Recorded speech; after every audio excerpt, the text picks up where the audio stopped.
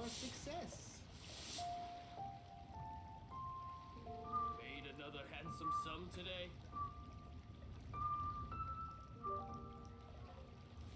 Real tigerfish. Get it while it's hot. Hello, hello. Listen. To our success. It seems that the mic is working, so we can Made another handsome sum finally do a character story quest. And of all characters, it's Escoffier. One of the characters I could really care less about, but I'm doing it for the primos, so I need the 60 primos, okay? I actually wasn't planning to do the Escoffier quest, but since it's like a quick start, I don't have to go through all the main story to do it. Is that Navia over there? Oh, it's been a while. Let's go say hi. Since I don't have to like do the main story quest to do it, I might as well just get it over with. But I think 60 primos is a scam. It should have been 300. Hey, Navia, what you up to? Why are you wearing sunglasses, bro? Shh. No! You're not allowed in the world! Get out! Why the secrecy? Get lost, Monica! Yeah, I get don't want to out! see you back here until you're ready to wake up and start doing things properly! Right now, you're a disgrace to my kitchen and to the Hotel de Boer name! Wake up! Gordon. This is such a Gordon Ramsay moment. Oh my gosh. It was an accident. Get out! I'm sorry, did you hear me asking for excuses? No, I'll do better, I promise. Why is she so aggressive? She won't even listen to what the poor girl has to say. Oh, hey, cut her some slack. You gotta at least hear her out. Wait. Uh-oh. Huh? Who do you think you are telling me? Wait a sec. Navia? Huh. So, you're bringing backup now. Suit yourself! You're still wasting your time! I mean, people can recognize you in those sunglasses, you know. Savannah, is this how you always treat your staff? My staff is right. I'm the one in charge here now. And last time I checked, the Hotel de Boer doesn't take orders from the Spina di Rosula. Of course. What How an you run our attitude. kitchen is none of our business. But when a member of your staff is so overworked he becomes gravely ill, that most definitely is our business. We're going to stand up for him, whether you like it or not. Overworked? I've said it before and I'll say it again. If Fermont can't handle the job, then tough luck. There are plenty of other capable people I can hire instead. Man, this is like But the VA Fermont situation, can huh? do the job, he just... Just with chefs. Back inside, now! Well, like, Huh? well, But you said I except that the shouldn't come company back isn't treating until... them bad. Just But- do as you're told, and not another word out of you. Come on, we have work to do. Wow, what a horrible person! Yeah. Sorry. Looks like I've dragged you into some drama again. So who is that? Her name is Savannah. She's the new head chef at Hotel de Boer. Ever since she took the job, she's been enforcing a brutal work regime and putting a huge amount of pressure on her staff. One guy was so overworked, he collapsed from illness. He's been bedridden for days, and he can barely even talk properly. I'm sorry. I'm sorry. It's all my fault. Oh, I I'm don't deserve to sorry. be a chef. He's old too. At his family's request, the Spina di Rosula is trying to mediate on his behalf. We're not exactly making a ton of progress, as you saw. Savannah is adamant that Vermont's exhaustion and illness have nothing to do with her or how she's been running her kitchen. She's refusing to have any kind of meaningful dialogue with us. Our next thought was to talk to the other chefs at the restaurant and get a better idea of their working conditions. But with Savannah watching them like a hawk, no one has been willing to open up. And that's why I'm here, doing it the old-fashioned way. Camping out, watching, and waiting for an opportunity. And then you were gonna approach Monica? Oh, shoot! It all makes sense now. Sorry. Paimon should have thunk before she spoke. Did Paimon ruin everything? Yeah. Oh, no, not at No, all, no, Paimon. no. She did. Honestly, the way she was laying into Monica, someone had to step in. I'm sure I would have piped up if you hadn't. And besides, I don't really think I'm built for espionage. Either way, Savannah's seen you now. Yeah, meaning it's gonna be all the more difficult to get the inside scoop now. Oh, I might as well head back to the Fleuve Cendre then. We'll need to come up with a whole new game plan. Paimon will join you. Cause this is kinda all Paimon's fault. Yeah. All Paimon's fault. Oh, guys, it's fine. You don't need to worry about it. That said, if you were planning to visit the Fleuve Cendre anyway, let me take you out for a meal. I'll make sure it's a proper feast. A really famous chef just joined the Spina di Rosulas tavern. Her name is... Sorry to interrupt. I just wanted to apologize for the scene you witnessed just now. We shouldn't subject our customers to that. This is a small token from us. It's some candy from Monica. She asked me to make sure it was delivered into your hands. Monica's the one apologizing? Huh. Clearly Savannah is the one who owes an apology. True. Our head chef has been a little highly strung lately. Sorry for everything. Thank you for the gift. Alright. Since there's candy, Paimon will drop it. Not the candy. Thank you for understanding. We'll make sure to pass your feedback on to Miss Savannah. A little highly strung, huh? Even the waiting staff are on edge. Paimon doesn't get it.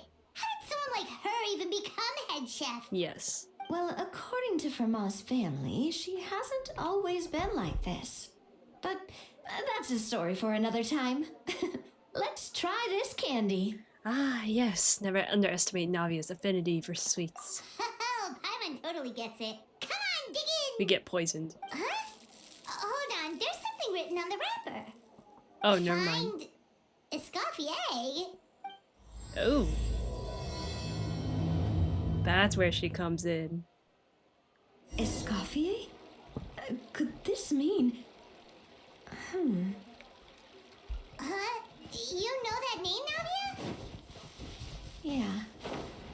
Let's stick to the plan and go back to the Fleuve Cendre for now. That's where we'll find Escoffier anyway. War. 10 points for agility.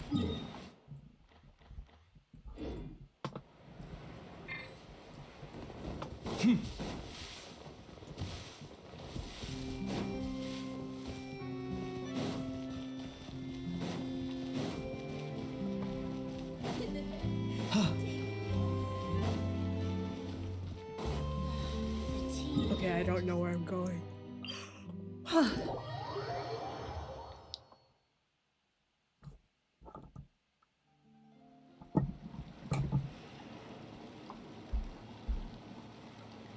So, who is this Escoffier anyway? Well, for starters, she used to be the head chef at the Hotel de Bourg, before Savannah. She recreated the legendary Gâteau de Bourg and restored the restaurant back to its former glory. Safe to say, she's the most renowned head chef in the Hotel de Bourg's history, after the culinary genius Modeste himself. Gâteau de Bourg? That's the super exclusive cake that they only sell a few slices a day, right? Wow.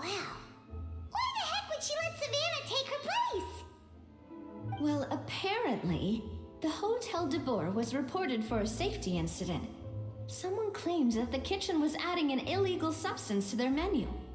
But none of the chefs had any idea how it could have gotten into the food.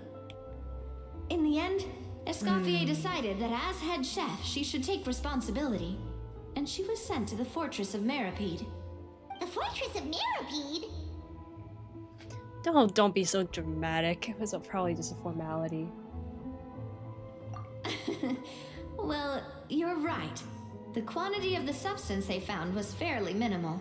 Even the guards believed the whole thing was probably just an accident. Escoffier didn't have to stay in the fortress for long, but still, by the time she returned, the role of head chef had already passed to Savannah. And they're not So giving it back to her? that's what happened. Paimon still thinks it's really unfair.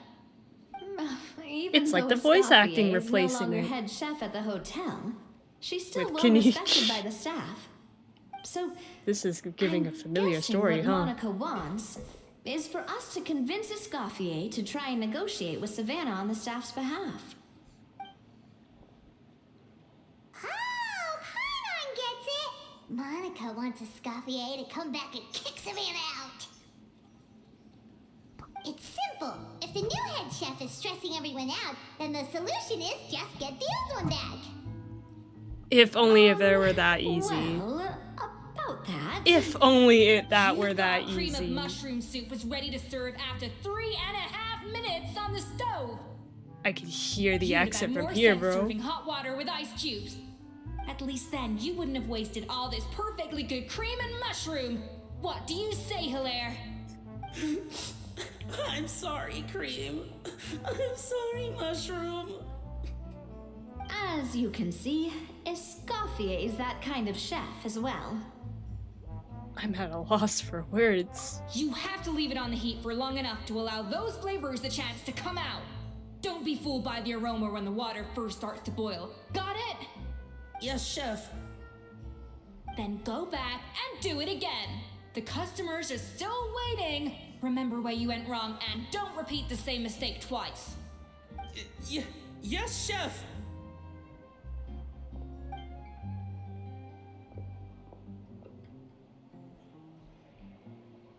I don't like this. Excuse us, Waiting to be served? Sorry, we're pretty busy. I'm afraid you have to join the line. Oh, no, we're not here to eat. So you're not paying customers? Then I'm afraid the wait will be even longer. Wow. It's hard to talk to Escoffier when she's in the zone. Let's take a seat. We can catch up while we wait.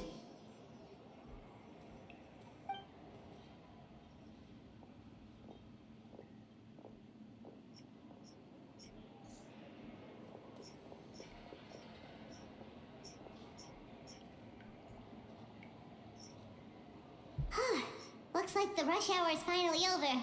Is it always this busy here? I don't know. These days, yes. I'd say business has tripled since Escoffier joined as temporary head chef. She didn't want to go to Hotel de Boer? Well, in her words, the Hotel de Boer doesn't need her anymore. It doesn't look like she's got any plans to go back. I guess I'll be heading off then. Wait, take these home with you. We can't serve them now, and there's no sense in letting them go to waste. Oh, thank you, Chef. For what? Like I said, I For just don't want what? them going to waste. What? Oh, and tell Fiamma to get well soon, so you're not running yourself ragged every single shift. What? Firmo. That's the second time we've heard that name. Who is that again? He's the chef that fell ill from stress. Hilaire is his son. And with Mom stuck at home taking care of Dad, he decided to pick up some work to help pay the bills. Escoffier knows their situation, so she's been making some extra food every day for him to take home. At least she I heard cares. that, Navia. I told you before, no one's making extra food. Hilaire is making blunders in the kitchen, and I can't serve his failed dishes, so he might as well take them home. Uh-huh. Yeah, failed dishes that just so happen to be nutritionally complete every single time. So, you two must be the world-famous traveler and her companion, Paimon, yes? I can Is this something I clearly can help hear you the with? accent. Oh, so you know us already. We'll skip the introduction then. We're here to talk about Savannah. Since Hillier is working for you. Oh, I certainly am. The Spina's headquarters are right next to the tavern. And I've lost count of the number of times Navi has come to pester me about it. But I don't work for the Hotel de Boer anymore.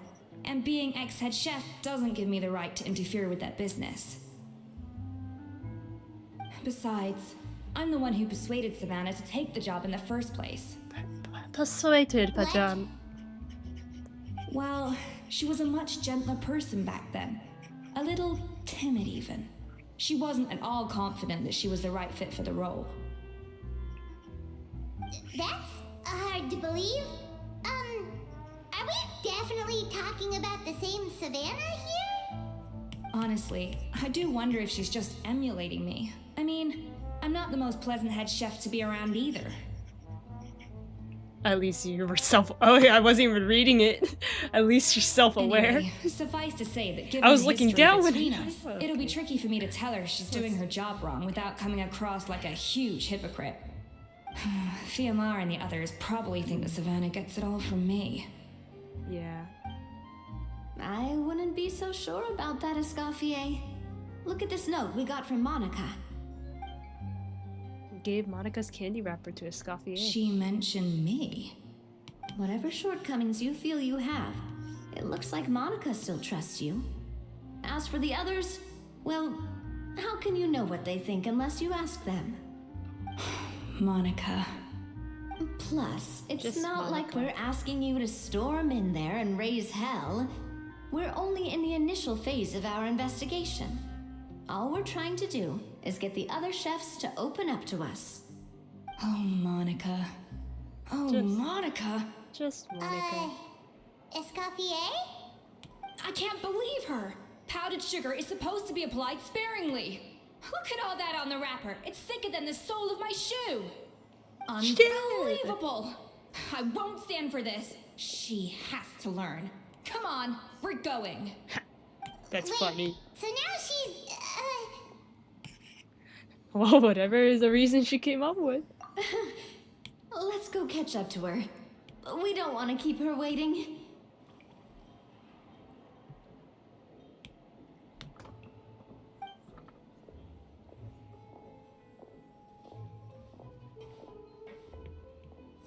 You return. Okay.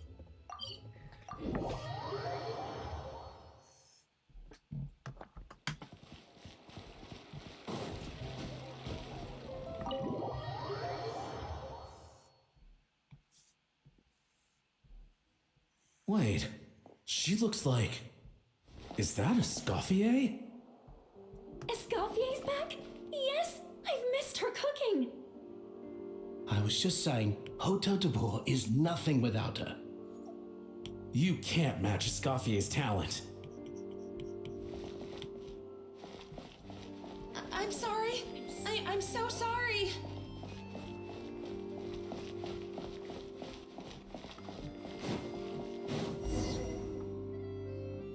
I'm sorry. I'm so sorry. I messed up your order.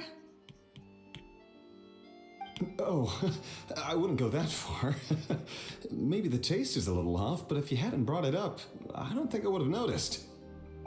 But please, you have to forgive me or Chef is gonna... Okay, I know. I'll kneel before you. What? What the heck?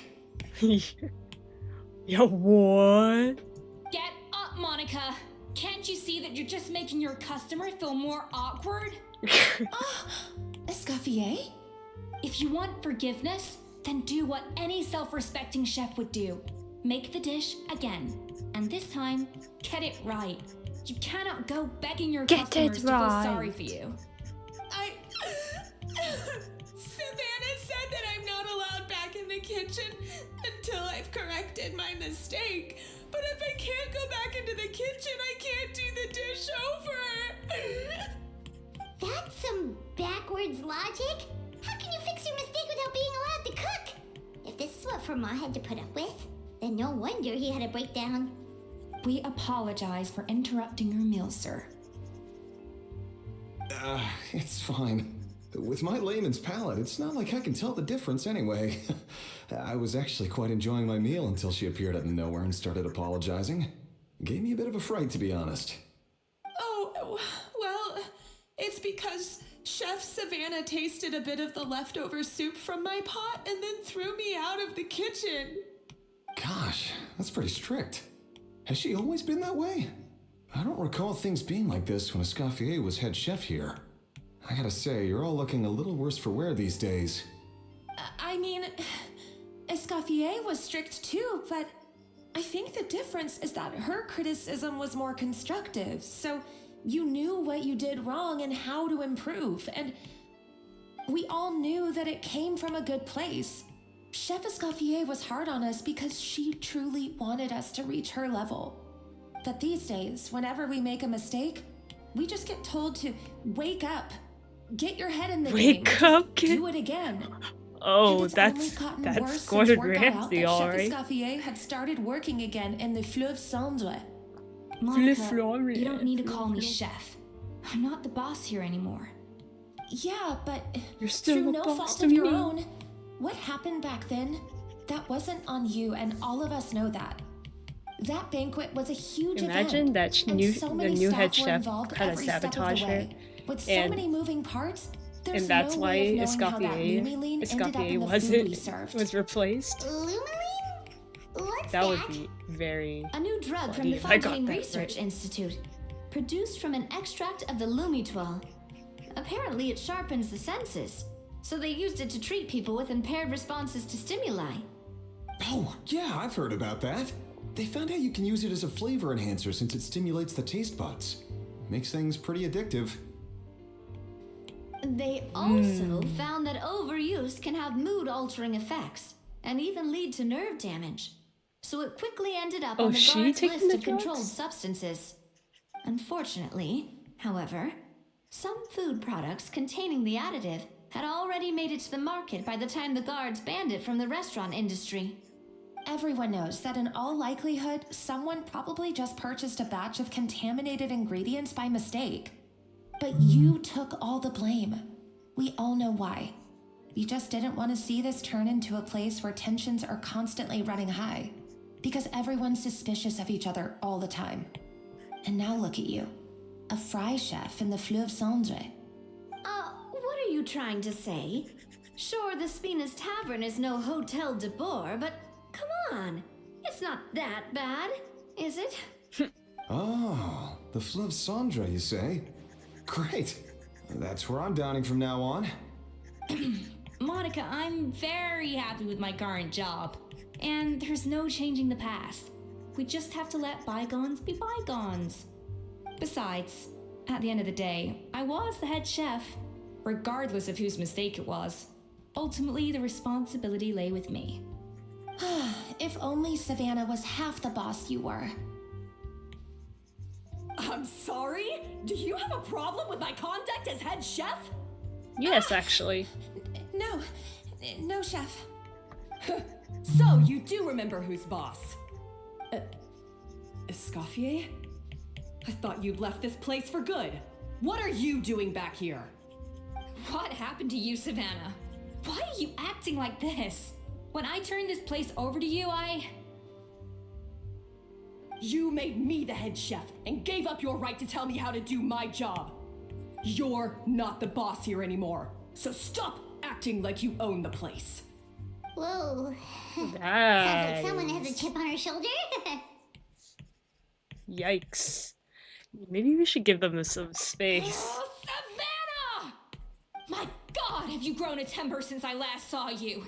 Have you put even half the amount of energy into improving your cooking skills, or are you still using the Pluie Lotus as an off-brand markup, thinking no one can tell the difference? That's none of your business!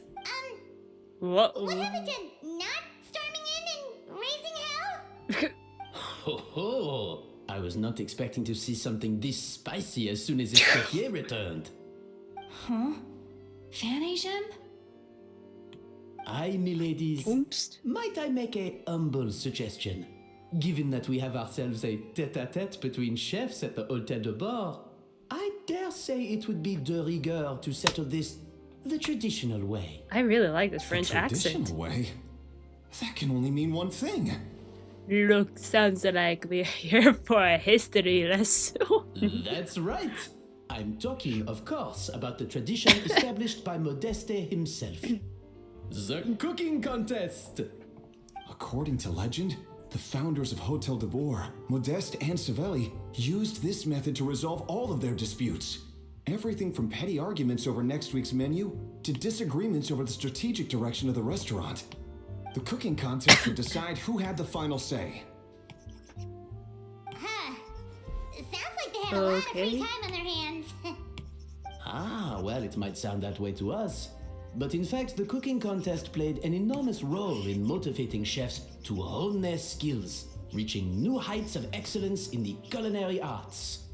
And indeed, the reintroduction of this institution in recent years has surely been instrumental in transforming the Hotel de Boer into the top-ranking restaurant in Fontaine. Reintroduction? Someone brought it back? Who? Me. Oops, that's a guilty face. What say you, Escoffier? Surely you of all people won't back down from this challenge. It was you who put the rule in place after all. Thought so. There's your answer, Paimon. Sure, I reinstated it, but I'm not a chef at Hotel de Boer anymore. Isn't this bending the rules a little? I see no issue as long as both sides agree to the terms. We could simply treat it as an exhibition of sorts. Savannah, any objections? Exhibition. Huh. No. If we're going to battle it out, let's put it all on the line. If I lose, it's up to you what happens to me. I don't want anything to happen to you. But if you lose, you hand over the Codex de Boer to me. What? The Codex de Boer? What is that? Only the legendary handbook written by the original head chef Modeste. It contains all his secret recipes, including Gâteau de Boer. It's the greatest treasure in Fontaine's culinary world, and only the present and former head chefs of the Hotel de Boer have the right to read it. Present and former? Wait, but that already includes Savannah, though. What do you want that old thing for? You have your own copy, don't you? Don't take me for a fool. You know perfectly well what I mean. I want your copy, the original version, the one you took with you when you left us. I'm sorry, I must be missing something. You know, there's no difference between the original and the copy, right? They contain the True. exact same recipes. That is actually Stop true. trying to change the topic. What's wrong, Escoffier? Scared you're gonna lose to me? Or are you scared of me getting my hands on the original codex? Savannah, you may remember that we gave her the original as a parting gift to thank Escoffier for her years of service. Asking for it back feels a little, Ingenuine. Oh, I'm sure it won't be an issue, as long as both sides agree to the terms. Those were your words, weren't they? And as for the contest itself, let's make it a bake-off. Gâteau de Boer, per the recipe in the codex. Well, Escoffier, you against me. Are you in or out? You sound surprisingly confident. Alright then, let's see how much you've actually grown. I hope you surprise me, Savannah.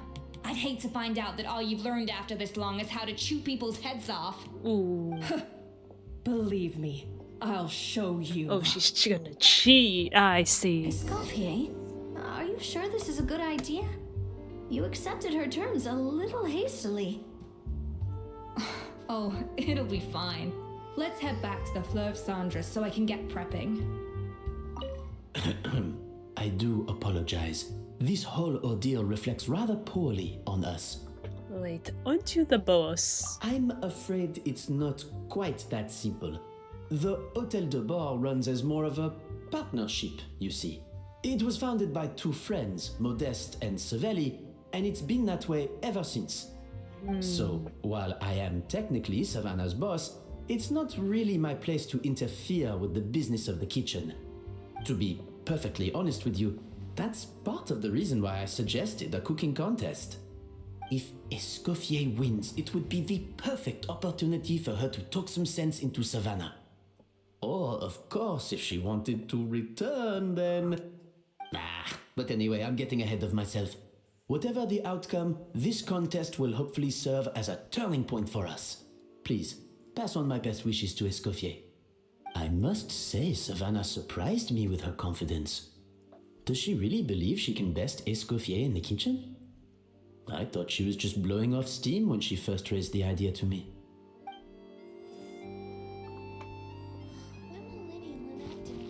I can't believe I got to witness that firsthand. I only stopped by here for a quick meal. I definitely got my Mora's worth today. You got your entertainment all right. Okay, let me see.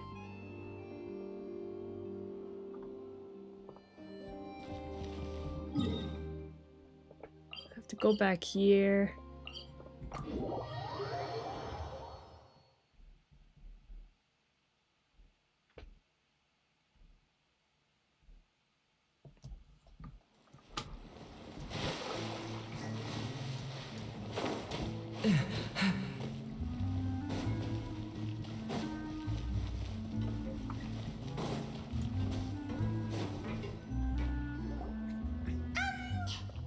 So, this whole bake-off thing kind of came out of nowhere.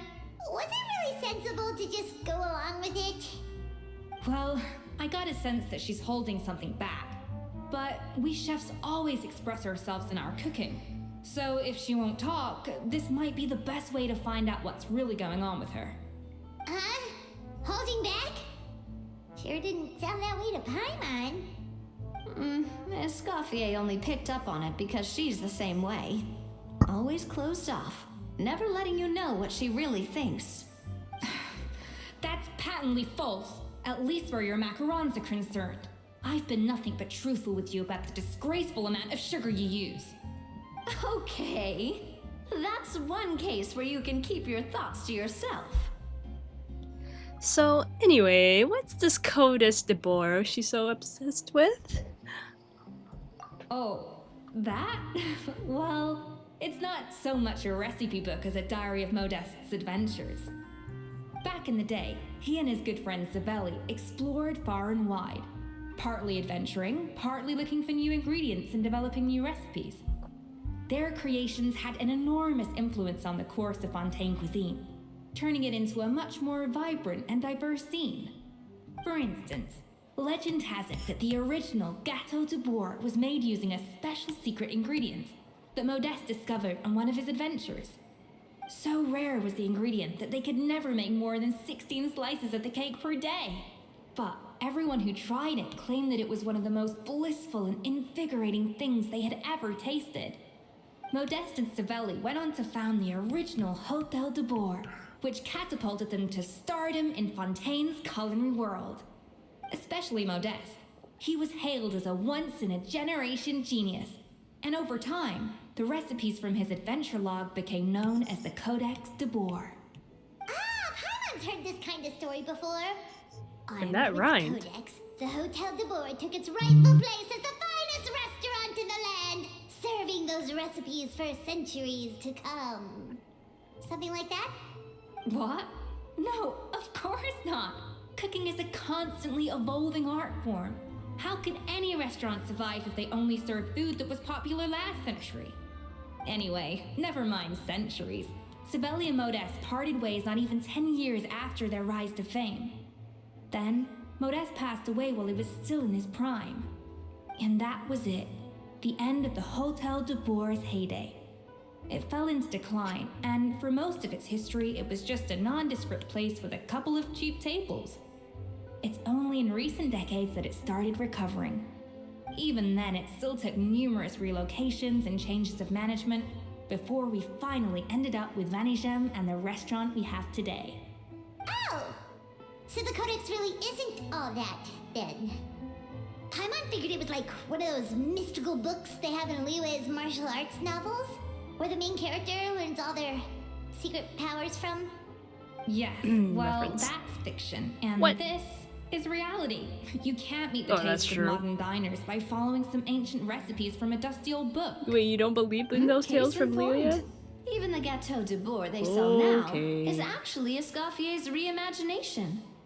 Wait, really? What? Why though? Didn't that recipe make it into the codex? It Wait, did, but did I misread it? It's just her not to reimagination? mention that there's no way of finding the secret ingredient Modest wrote about.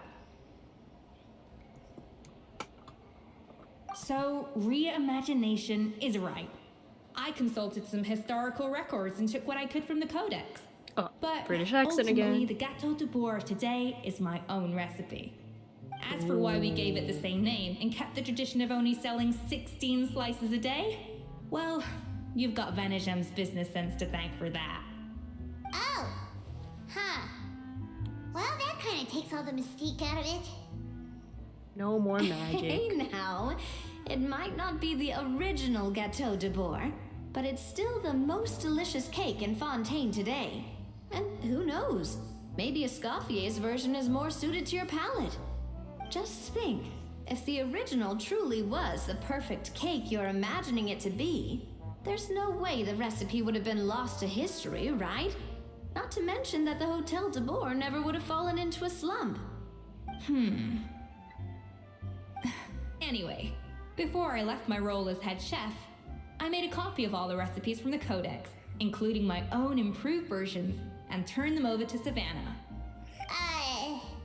So why is she so interested in the original copy? Could it be a symbolic thing? Like, whoever holds the original Codex de Bourg is the true head chef? Well, it was clearly precious enough to give to Escoffier as a parting gift. Meanwhile, Savannah only got a copy. Maybe from Superiority? her point of view, it's like management doesn't truly see her as being worthy of the role. Oh, jealousy. You think so? The only thing is, it was her suggestion to give me the original in the first place. Well, a joint decision by her and Venegem. But still. What? Huh. Guess she's had a major change of heart since she became head chef. Yeesh. Who knows? We could speculate forever. Maybe it's the drugs But it's she's just been let our taking. gâteau do the talking.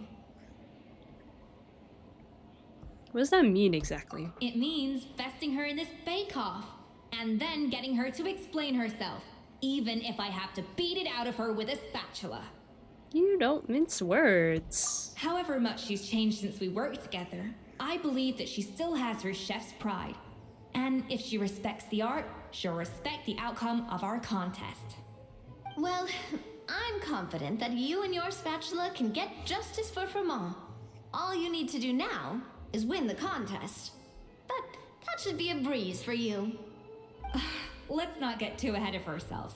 Gâteau de Bourg is very complicated to make. Usually, it takes 3 chefs working in tandem to cover everything.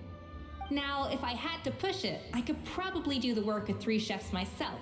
But I prefer to play it safe if I can find a couple of assistants in time. Us? Well, that's easy. The 3 of us are veterans in the kitchen. You just need to pick 2 of us. Well, I have heard the Traveler is an accomplished cook, as well as a warrior. But be warned, I will hold you to exceptionally high standards. Think you're up to the task? Bring it on. Oh, count me in too. I've spent weeks perfecting my macarons after your scathing review. Even if it means competing against the Traveler, so be it. I'll show you what I'm made of. Confident. I like it. Alright, let's start with some elementary mise en place. Show me your knife skills. Oh no, is this the gameplay? Show Escoffier your knife skills. Use normal cats to cut the fruit. It seems like she'll collect the slices and process them into some blime substance. I've always called it chopping stuff up, not mise en place. But it's basically the same thing, right? Oh, Navia. Oh, Looks like you found that easier than I expected. Yeah, thankfully it was pretty straightforward in the end. You made it sound like we'd be carving statues out of fruits or something. Well, brace yourself, because the next step is anything but straightforward. I'll be using this cold press to extract flavor compounds from the ingredients. What's a cold press? A kind of special food processor I got the Fontaine Research Institute to make for me. It uses cold temperature extraction to isolate the essence of cooking ingredients, which can then be used to flavor dishes more precisely. But this isn't exactly standard kitchen equipment, so that probably didn't make a whole lot of sense. Let me give you a demonstration instead. We're gonna play as Escoffier. Display your mastery with the cold press. Tap your elemental skill to accelerate the cold press's progress. Then use normal text to let it do its work. Seems like the special substance extracted from the plants might come in handy here. Custom-made equipment from the Fontaine Research Institute, huh? That's some pretty high-tech food prep. Paimon's never used anything this weird before. Cool. No, weird.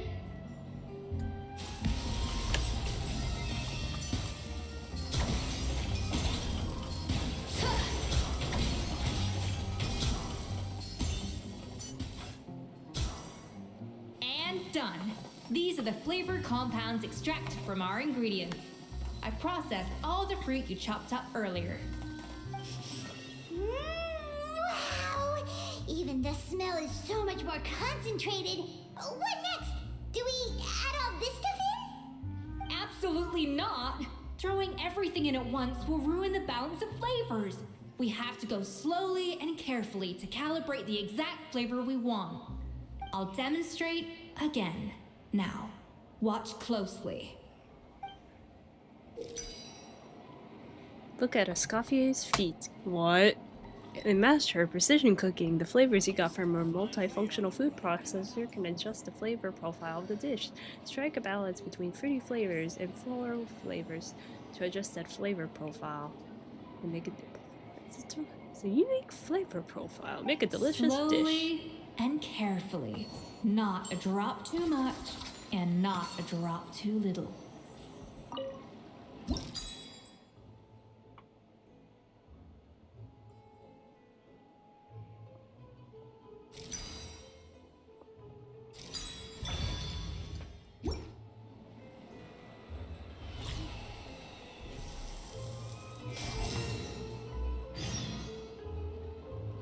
And voila! Now it's your turn. With Escoffier's guidance, everyone completes the blah blah blah blah blah. Everyone completes the flavoring pro. I Well, can't first read time blending tonight. I'm flavor sorry. extracts. It could have been worse. But the traveler's work was surprisingly The good. travelers. Are you sure you've never done this before? You got almost perfect results on your first try. I guess I just treated it like an adventurer's puzzle. Oh, well, they do say adventurers are multi-talented folks. Now I've seen it firsthand. Alright, now for the part I've been looking forward to. I want each of you to cook something from the Hotel du Bois' current menu. I'll judge your submissions and give you a final score. Final score. That's right. The true test of your cooking skills is the finished product. It'll be good practice for the contest itself. Now get to it. Chop chop! Huh? But I don't wanna. How's it going? Have you picked a dish yet? Choose wisely. I expect you to present the most delicious thing on the menu. Hold on.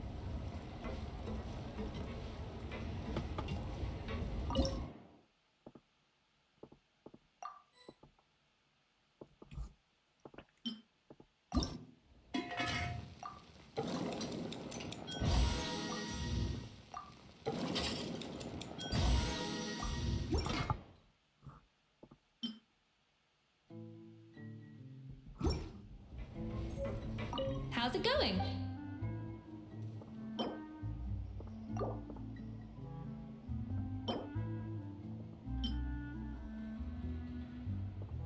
What do I give this? This looks pretty good. Egg whites. I like this one. I like macarons too, but I want to try this one. Escoffier's face lights up as you present your finished dish. Look at that! Yeah, With this the is grace totally of not months snow-winged old. Goose, as I like to say. Now, let the grating commence.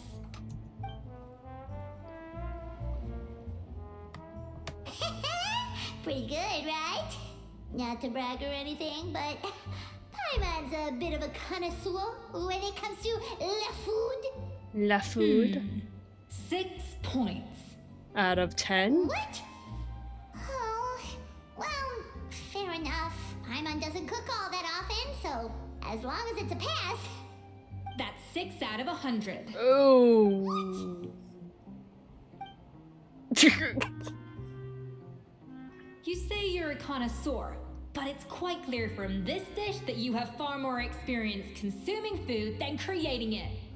By that logic, I suppose you think listening to Lady Farina on repeat every day would make you an opera singer. Aww. Oh, me next, me next. I'll have you know that this batch of macarons has 2 whole tablespoons less sugar than my previous ones. So you went from 12 tablespoons to 10? Well, it's nice to know you actually measured it out. Because it tastes like you just threw in whatever was left in the jar. 6 points. Aw. Yikes. She's a harsh judge. Now to the final dish. She gives me 7. So, what do you think? This is our last hope. 8 points. Oh. Darn, that's barely higher than what we got. Not exactly. The color is spot on. Beautiful aroma. Excellent presentation. But I have to give this one 8 points out of 10. Maybe even 9 points. what about the 100? How did you pull that off? It's all that practice from cooking for you, Paimon. Don't get me wrong. It's There's biased. room for improvement. But still, this is clearly the work of an accomplished chef. I can tell that you've put many hours of work into honing your skills in the kitchen. I can really taste the grace of the snow-winged goose in this dish. The traveler's journey, with all its trials, tribulations, and setbacks. Not to mention the frustrations of having a picky eater for a partner. Hey, you made that last part up. No way did you taste that. No, she can't. She's right. Well, it looks like I lost fair and square. I guess you'll be taking the traveler as one of your assistants then? But if it takes 3 chefs, that still leaves 1 slot remaining. Maybe Paimon and Navia should keep practicing and see how it goes? Chef Escoffier. Oh, it's Hilaire. What brings you here? I heard the news about the cooking contest. You're doing gâteau de bois, right? I was just wondering if you needed any help. And you think you're up to the task, do you? He's more up to the task than No, I know Paimon. I'm not there yet. It's actually my dad who wanted to help.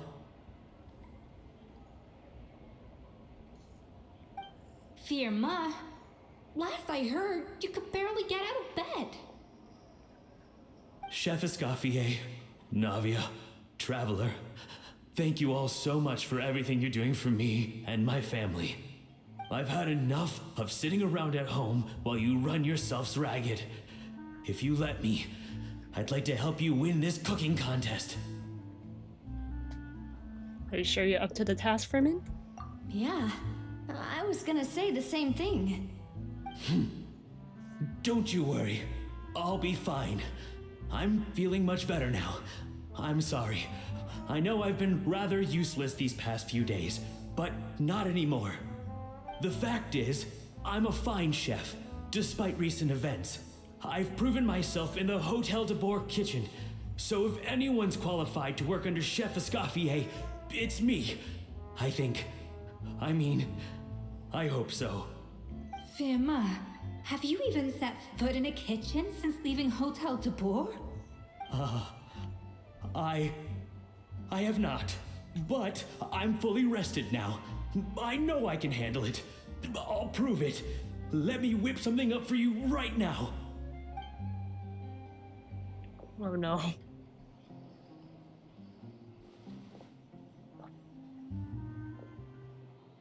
Don't cut your hand.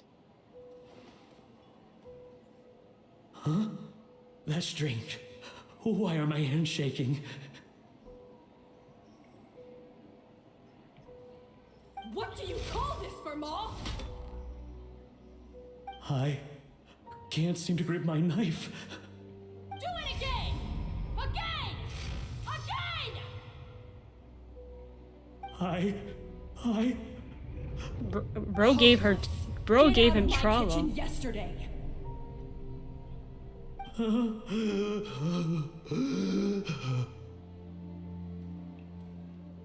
Dad, what's wrong?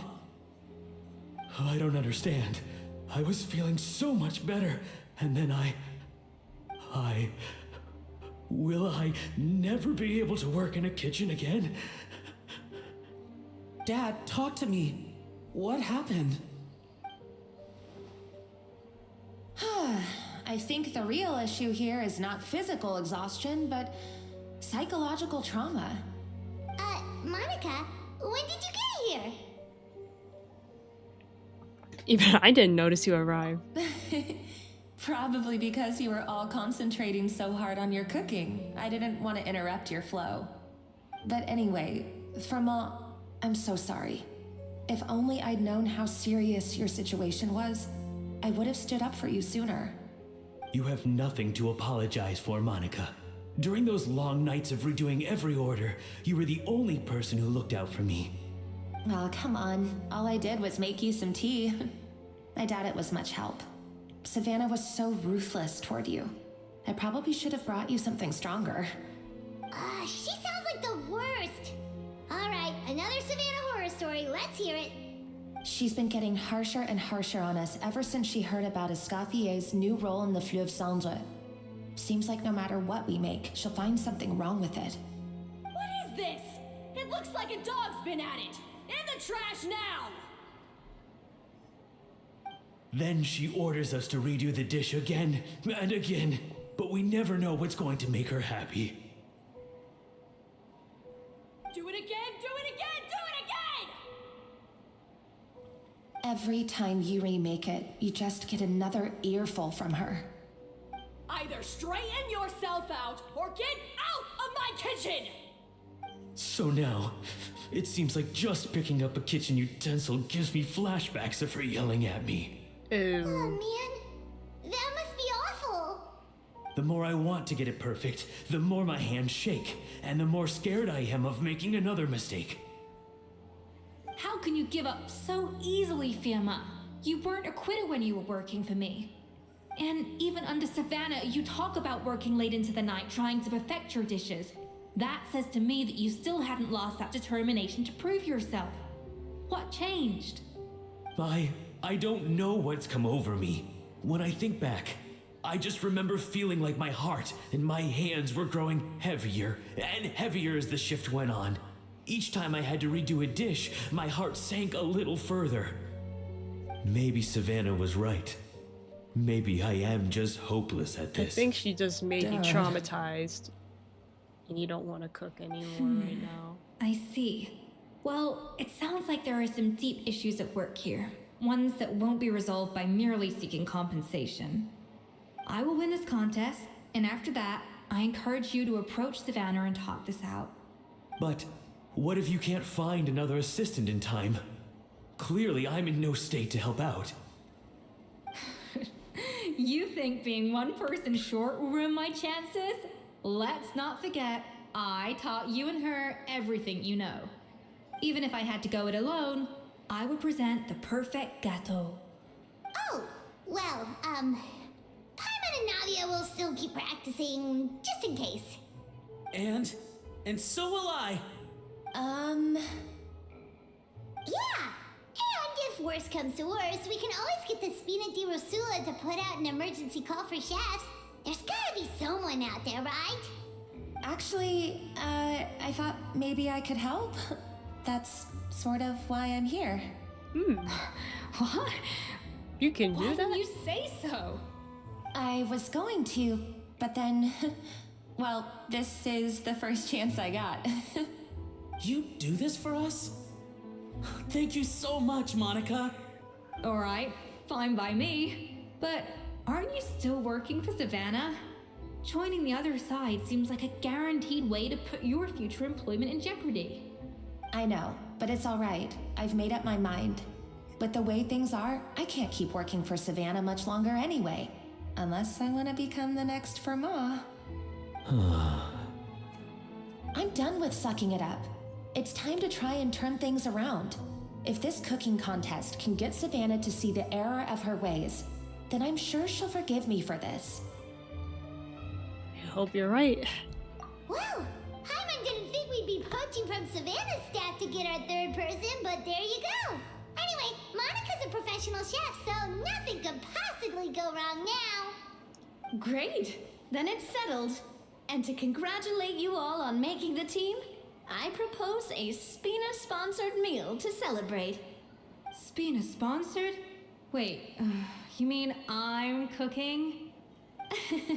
Well, I promised the traveler a feast in the Fleuve Cendre. And I know how much you've been looking forward to it.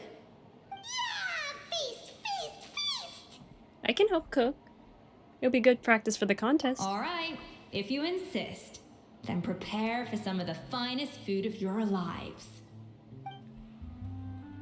Escoffier treats everyone to a spectacular feast. Escoffier opted for a large... I can't speak. Escoffier opted for a huge variety of dishes. Thankfully, both of us were skilled enough that, even though it was our first time working together, we had a great rapport. That's not a bad idea, actually. A deer. Wait, hold on. You need to finesse that further.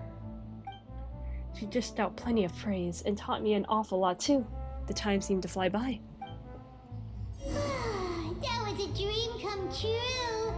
Hyman never knew Fontanian cuisine could be this good. I wish I could eat that all over again. It's not often that Escoffier goes all out like this. And it's all because of you, Traveler.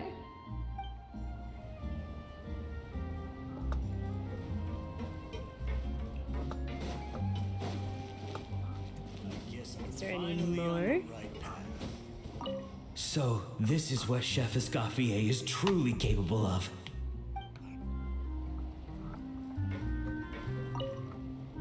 Wow. I don't know if I'll ever be able to cook as good as that.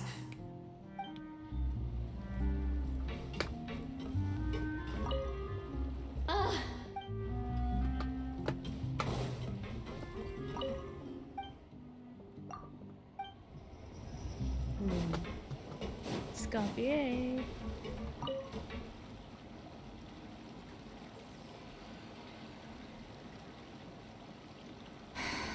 Why, Savannah? Why? What are you up to? Oh, nothing.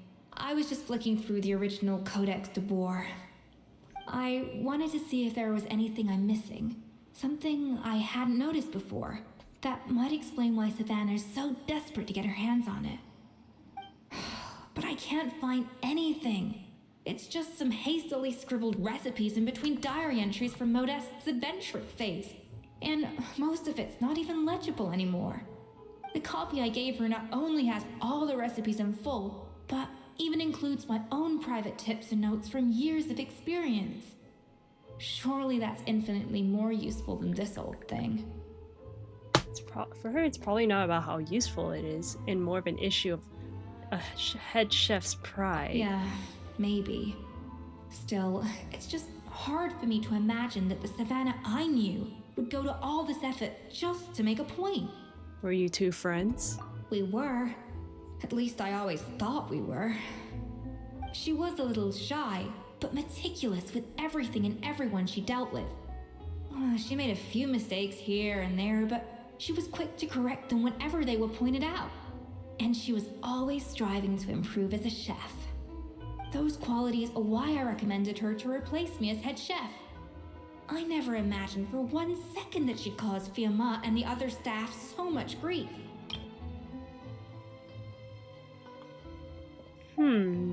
It sounds like you feel partly responsible.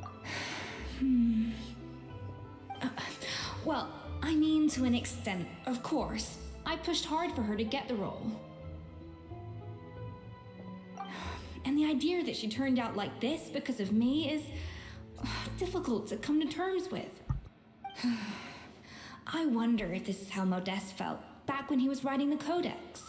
Speaking of Modeste. Yes, with his good friend and co-founder of the Hotel de Bois, Savelli.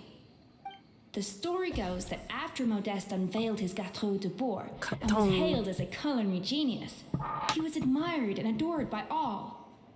But his newfound fame slowly drove him and Savelli apart.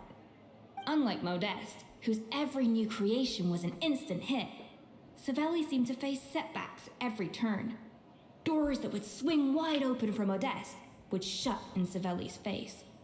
And with Modeste being whisked off to all manner of functions by his celebrity friends, he had less and less time to discuss the culinary arts with Savelli. People started gossiping about Savelli, and their relationship between the two gradually soured. So what happened to them ultimately? Everything came to an abrupt end when Modeste, still in the prime of his life and still hailed as a genius, suddenly died from an acute illness. He poisoned him. That was it. They neither had a decisive split, nor got the chance to properly reconcile. Their story just came to an end. One rumor had it that Savelli actually killed Modeste out of jealousy, even as the latter was hoping to make amends. Is it true? Unlikely. It's a popular theory, but there's no real basis for it. At least there are no records of Savelli ever being convicted of a crime. Still, beyond a point, there's no way of knowing what truly happened in the past. All we can do is try to make sure the present doesn't quite go as badly. And that's why I have to win this contest tomorrow. Then get the truth about everything that's been going on, even if it means cracking her open like a nut. With me on the team, there's no way you can lose. Really? Well, I like the confidence. Don't let me down tomorrow then. You better bring your A game.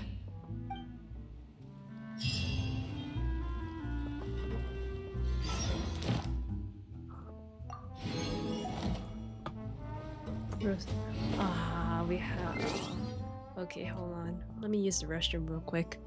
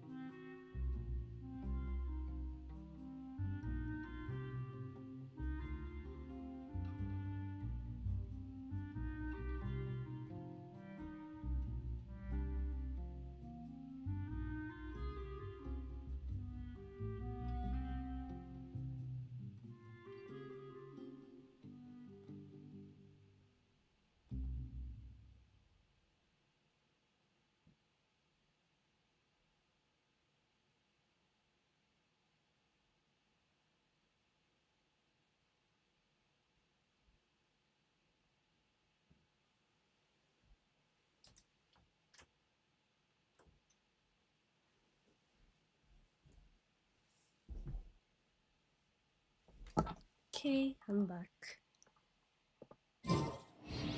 Oh, we gotta wait. 12.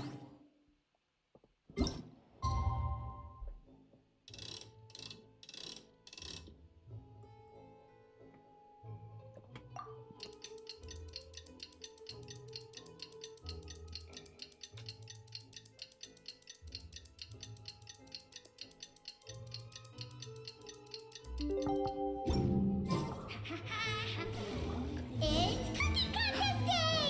To the Hotel de Boer! Toot sweet!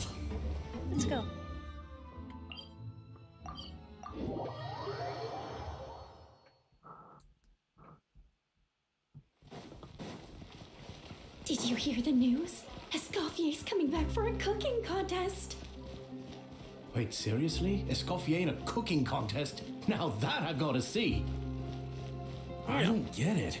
Why would anyone in their right mind challenge her to a cooking contest? Man, I like how all the characters are actually having accents now. Wow.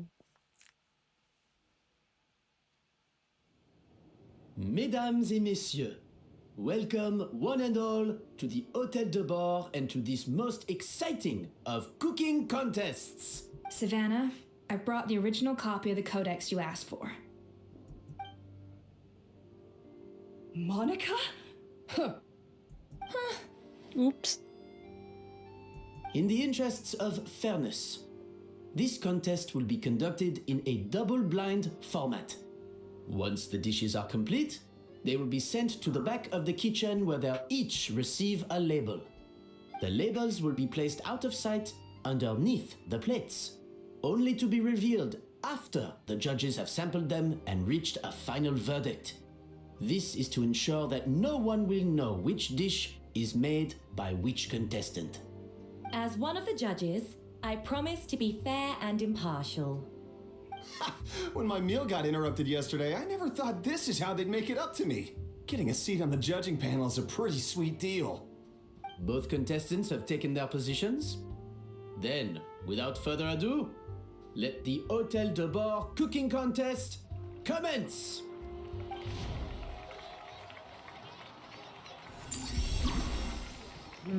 Leia won.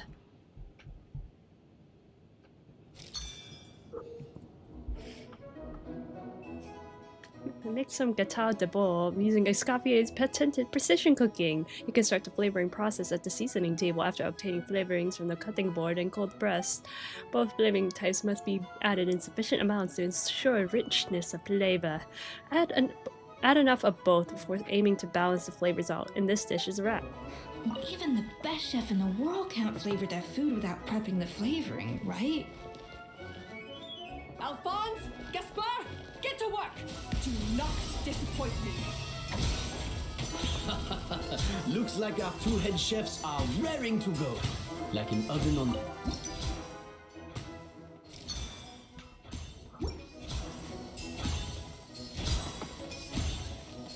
Even the best chef in the world can't flavor their food without prepping the flavoring, right?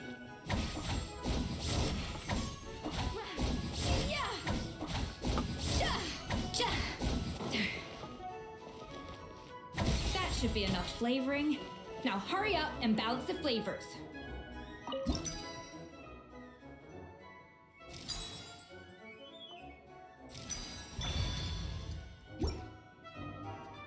I may or may not have added too many apples, but it's okay. It's completely fine.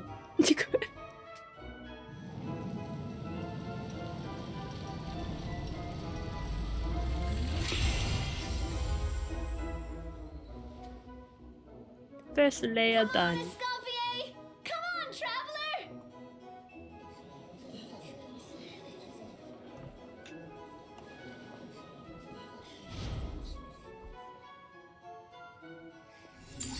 Layer 2. Gâteau de bord.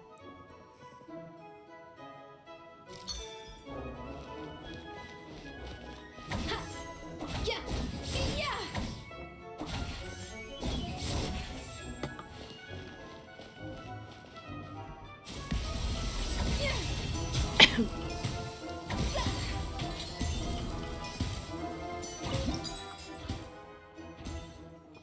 The balance of flavors is about right, but the quantity is too low.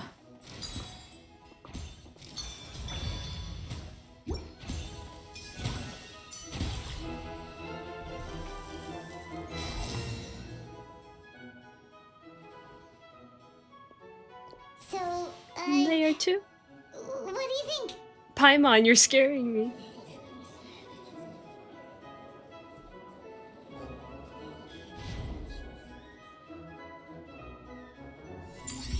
I don't know what I'm doing.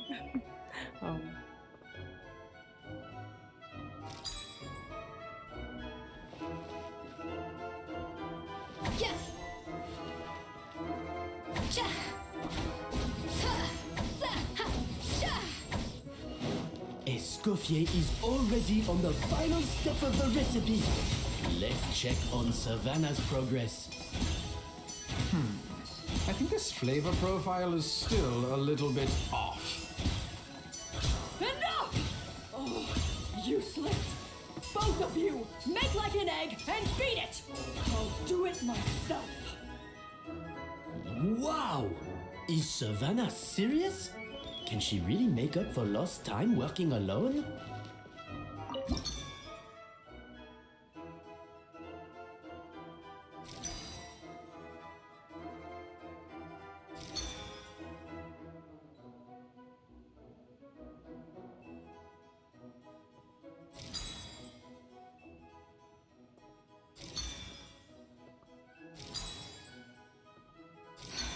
Stay calm, Escoffier. There has to be a way to balance the flavors. Just think.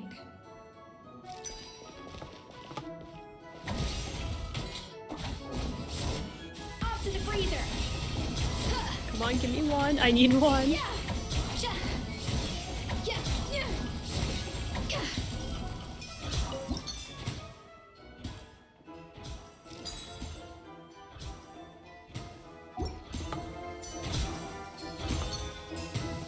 One. Dang it.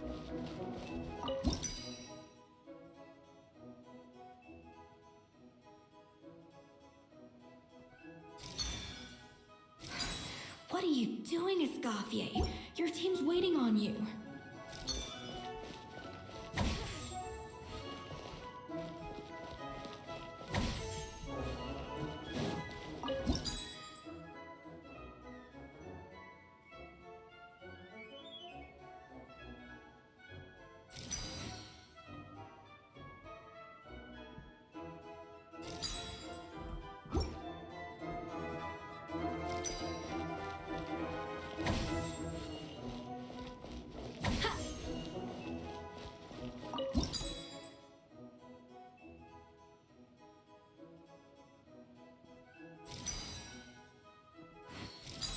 I'm just taking my sweet time.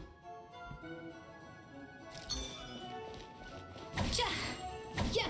Yeah! Ha!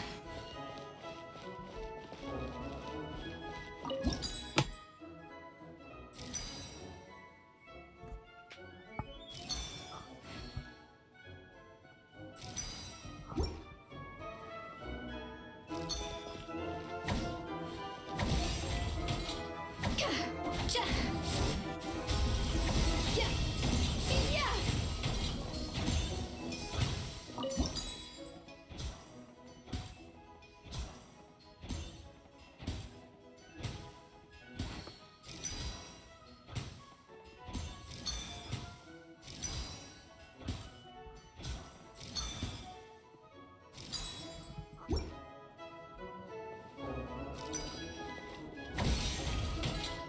Gah!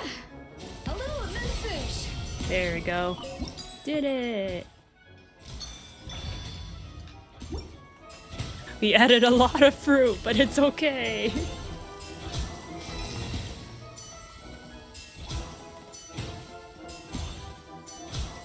You can't match Escoffier's talent.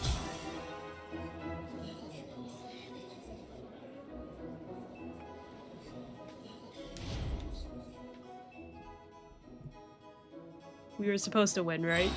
I present to you Gâteau de Bourg.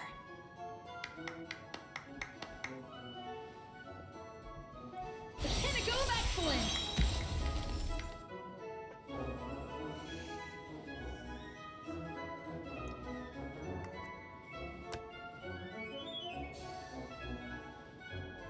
Chocolate. I was just exercising caution. I had to make sure everything was perfect.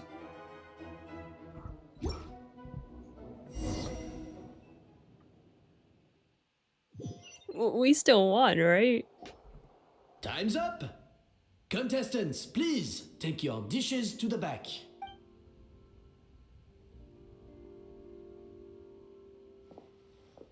Huh.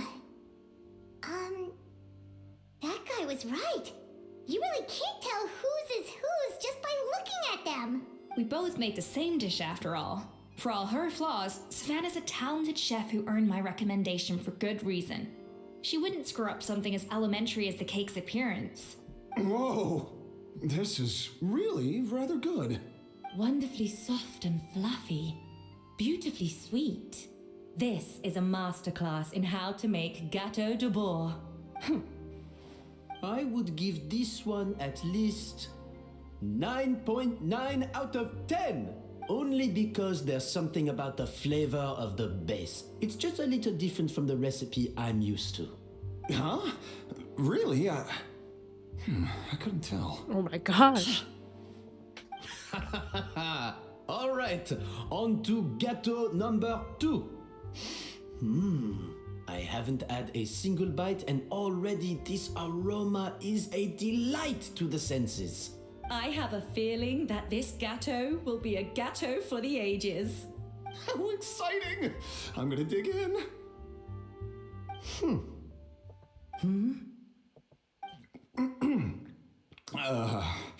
I think maybe someone got a little carried away when they were adding the sugar. Not just the sugar, it's the flavors too. This is all over the place. Who made this? It appears the decision is unanimous. This gâteau is far below the standard we would expect. And Paimon thought this might actually be close. Turns out she can't bake to save her life. Maybe it's because of poor teamwork. Something's not right here.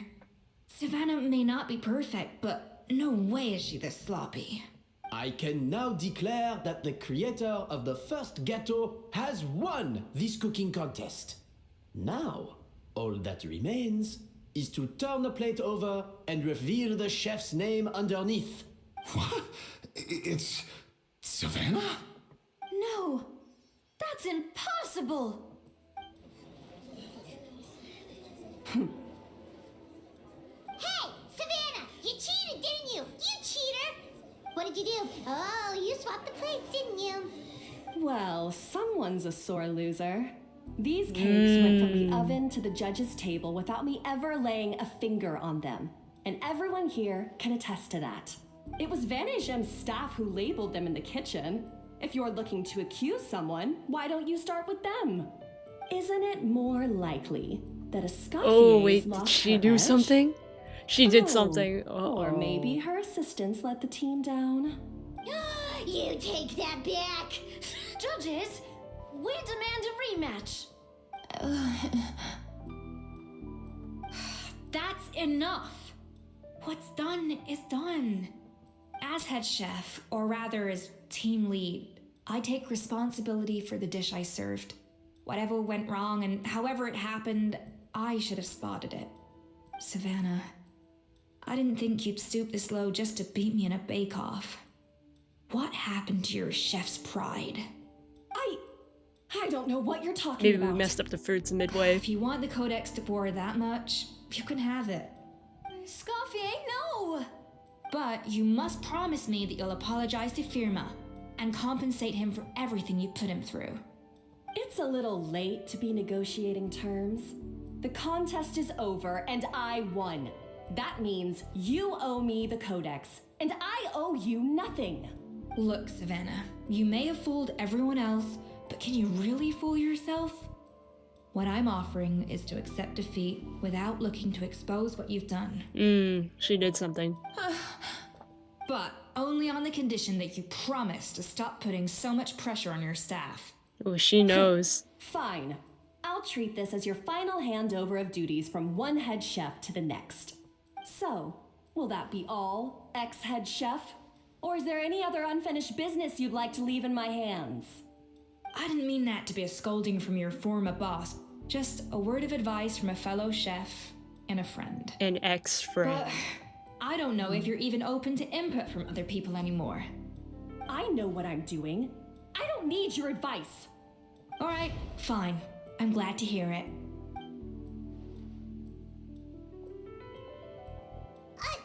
Escoffier! The Codex de Boer! Finally. Now, at long last, I will succeed. Escoffier, how could you let her get away with this? The Codex is a souvenir of your time here. Doesn't that mean anything to you? Not It's really. alright. It was just a bake-off, not the end of the world. I'm already over it.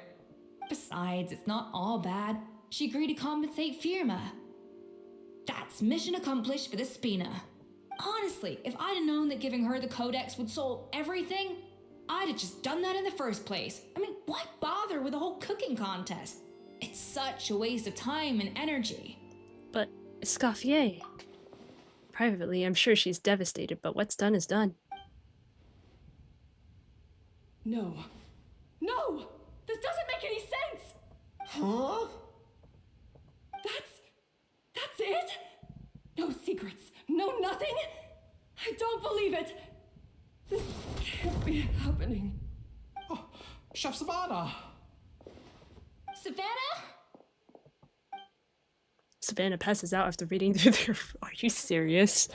It's nothing life-threatening. Just a lot of pent-up stress and exhaustion. Oh, I knew it. Pent up stress? The truth is, however hard she might be on the rest of us, the person she puts the most pressure on is herself. Yes, there are nights when she makes us redo things over and over into the wee hours. But for her, it's every night. She'll hide herself away in the kitchen, working on new techniques and recipes, and only realize how long she's been at it when we come to work the following morning. But why? Why would she do that? Our best guess is she doesn't want to be seen as less of a chef than Escoffier. And there it is. Even so, that's no excuse for taking her anger out on the rest of you. Yeah, and it's definitely no excuse for cheating in the cooking contest. Huh, about that, we honestly have no idea how she did it. We were focused on our own work the whole time, like she asked. It was the chef assistant. Leone and Algalia were the ones I tasked with labeling the cakes. I've already spoken to them both. They're at a loss to explain it too. Not to worry. Come on, join me downstairs. I'll interrogate the guilty gâteau myself. Savannah, what do you got to say?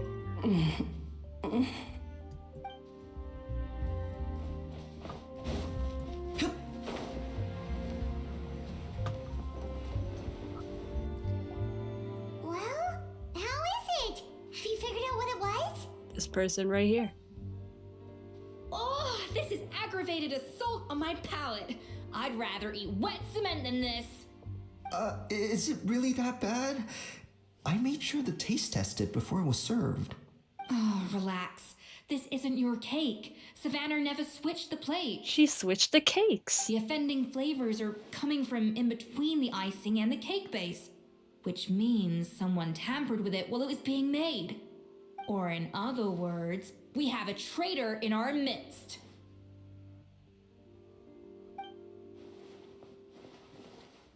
I'm sorry.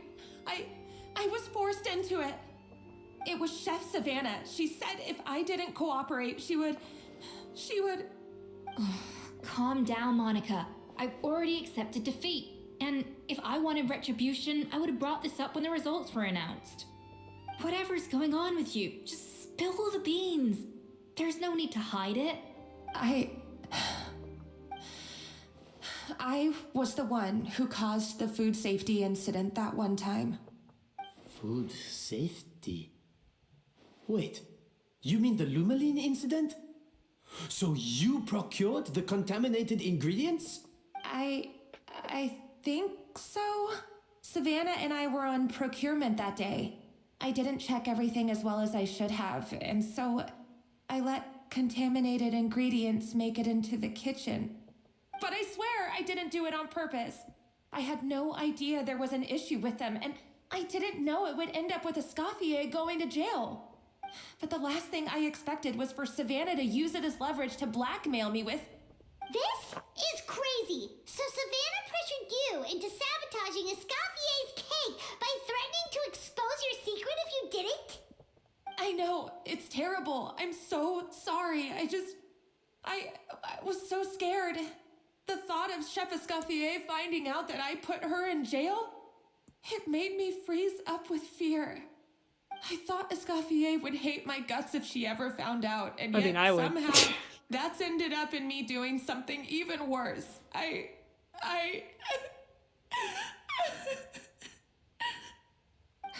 Seriously?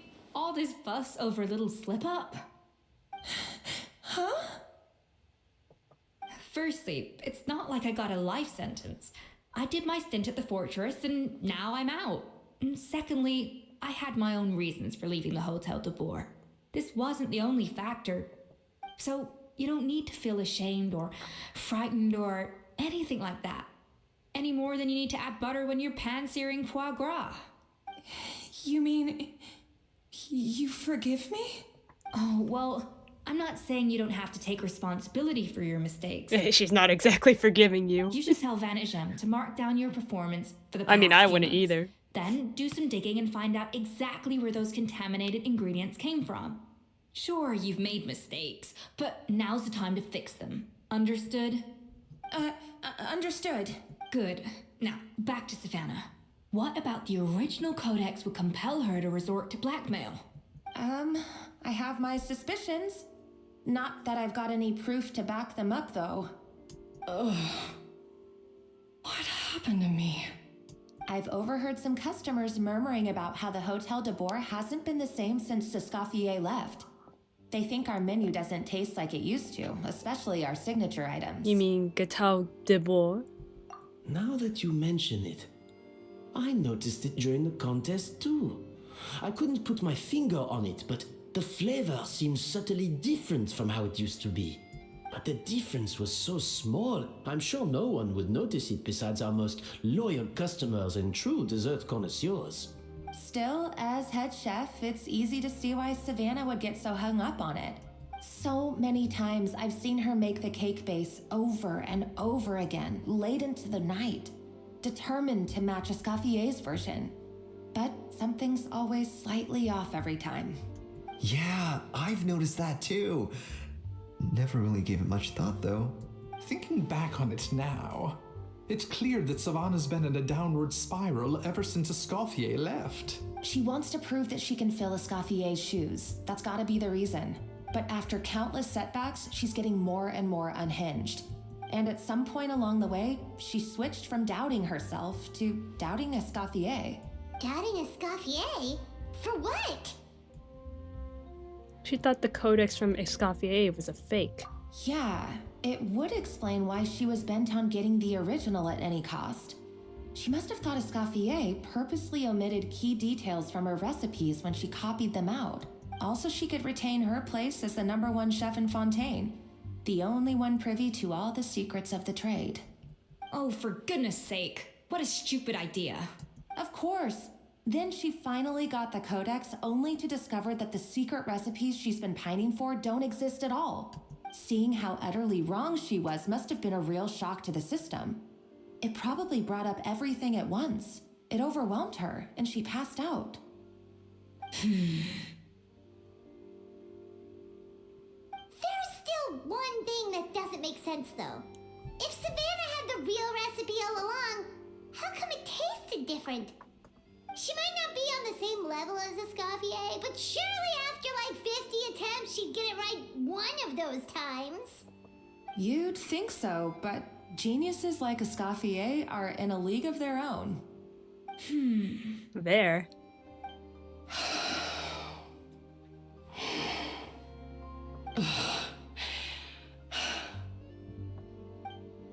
She's keeping the true recipe to herself.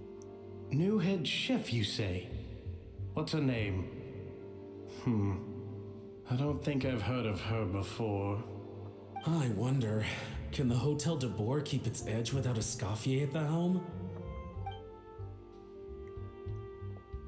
This tastes different from last time.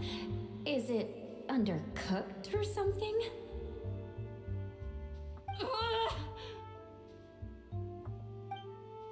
Get your hands on the codex no matter what it takes.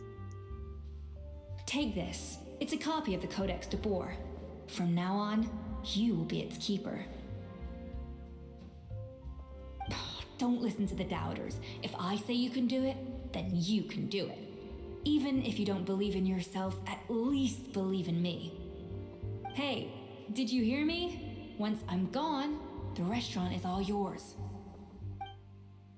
So you let the Lumine into the kitchen? All this time, I've been blaming other people, but maybe I'm the problem.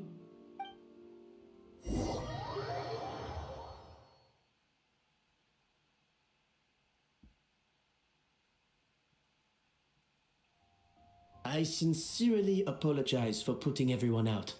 Savannah's awake now, but I don't think she's ready to speak to anyone yet. Let's give her the day to calm down. I'm sure you'll have the chance to talk everything out tomorrow. In that case, I'll go and update for Ma and his family. I wonder what he'll make of all this. So, we'll come back tomorrow then. Sure. That was a long day. I think I've earned myself a sweet treat when I get back home. Oh, nice! Macarons? Or are you gonna switch it up this time? What do you want, Escoffier? Traveler, how much do you know about the snow-winged goose? I heard about it. Every year they migrate long distances in search of a suitable home. There's always one goose at the front whose job is to lead the flock. Fontaine poets often use the image of that goose to explore the ideas about leadership and genius. They usually imagine someone who's a cut above the rest, a model of perfection. But what those poets don't know is that during a migration, the lead goose is always changing. Once the lead goose shows signs of fatigue, it retreats to the back of the flock and allows another goose to take its place. So the truth is that leadership, with all the responsibilities and pressures that come with it, it's something that everyone takes turns at. But we humans completely miss that fact when we project our own ideas about social hierarchies onto them. Is this about you and Savannah? I guess what I'm saying is, I don't buy into this notion that there's some sort of gulf between normal and genius. Cooking is a science, not magic. Given the same ingredients, same recipe, and same environment, I see no reason why two different people shouldn't be able to create the exact same dish. Of course, some people have a more sensitive palate than others, and some people are just born bolder or more conscientious. But these are all variables that can be accounted for with time and practice. I'd have no reason to expect so much from others if I believed that perfection can only come from the hands of a genius. The only reason I hold people to high standards is because, well, I believe they're capable of greatness. I don't know if you're right, but I think that's a great thing to believe in. Okay, I've made up my mind. I'm gonna get to the bottom of why Savannah failed. And come tomorrow, I'll give her the scolding of her life, pointing out all the mistakes she's made along the way. Then she'll finally see the error of her ways.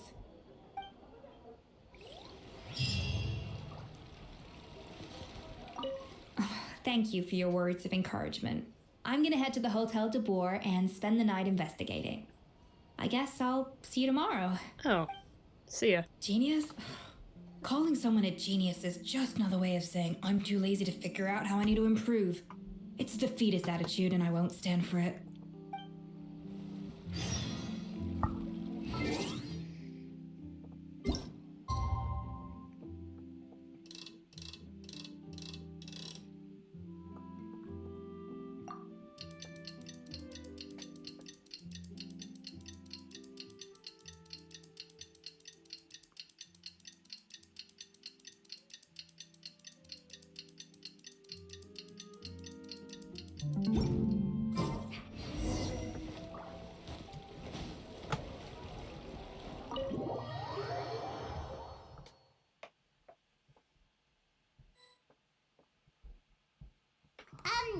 Why are we here so early? Our meeting with Vanny isn't for a while. It's 5 in the morning. I wanted to check on Escoffier.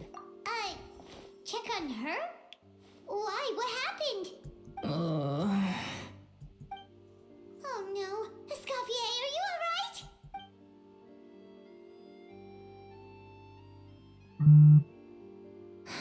I'm fine. Just need to get some more coffee in me. You really did pull an all-nighter then. Huh? What happened to my coffee? Did I really drink it all? For now, you should get some rest. Alright. Thanks. I appreciate it. Well, there's cooking facilities here. Or we could just grab a cup of coffee from Cafe Lutece, but either way, hurry!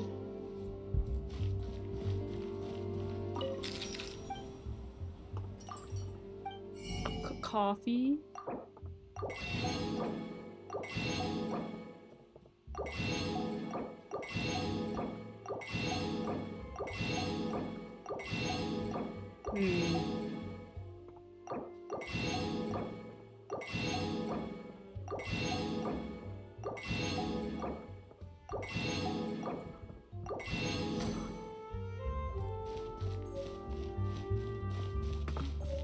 I'll just make her a coffee.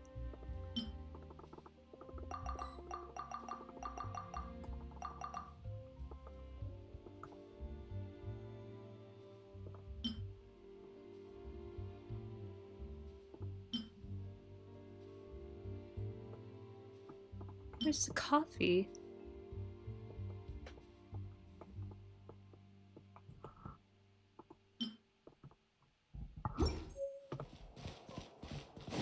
Do you have coffee?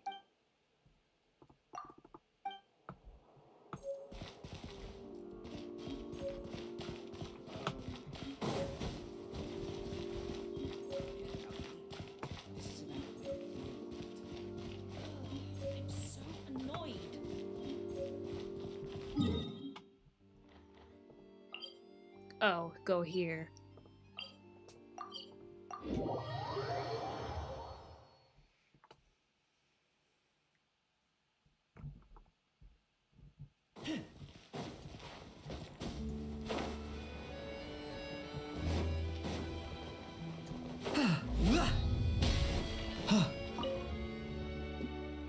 Hello, what can I get for you?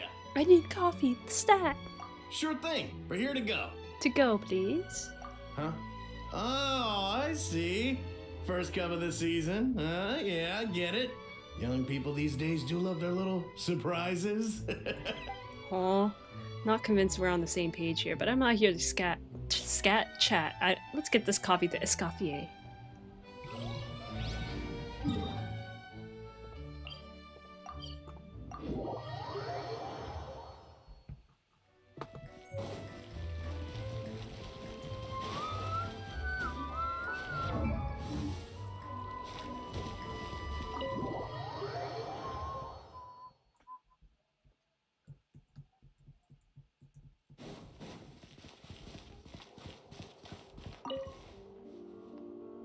Coffee. Need coffee.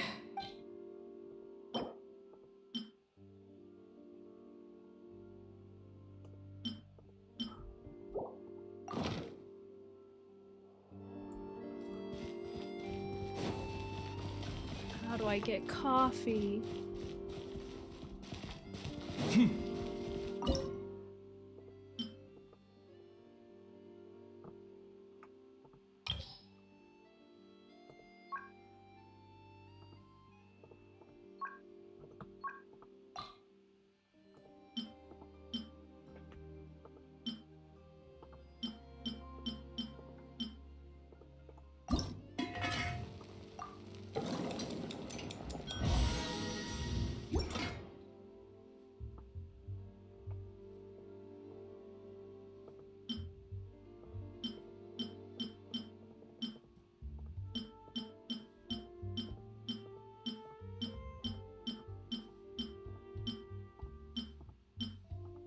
There's really no coffee. You're just getting a dessert instead. Sorry, bro. Coffee.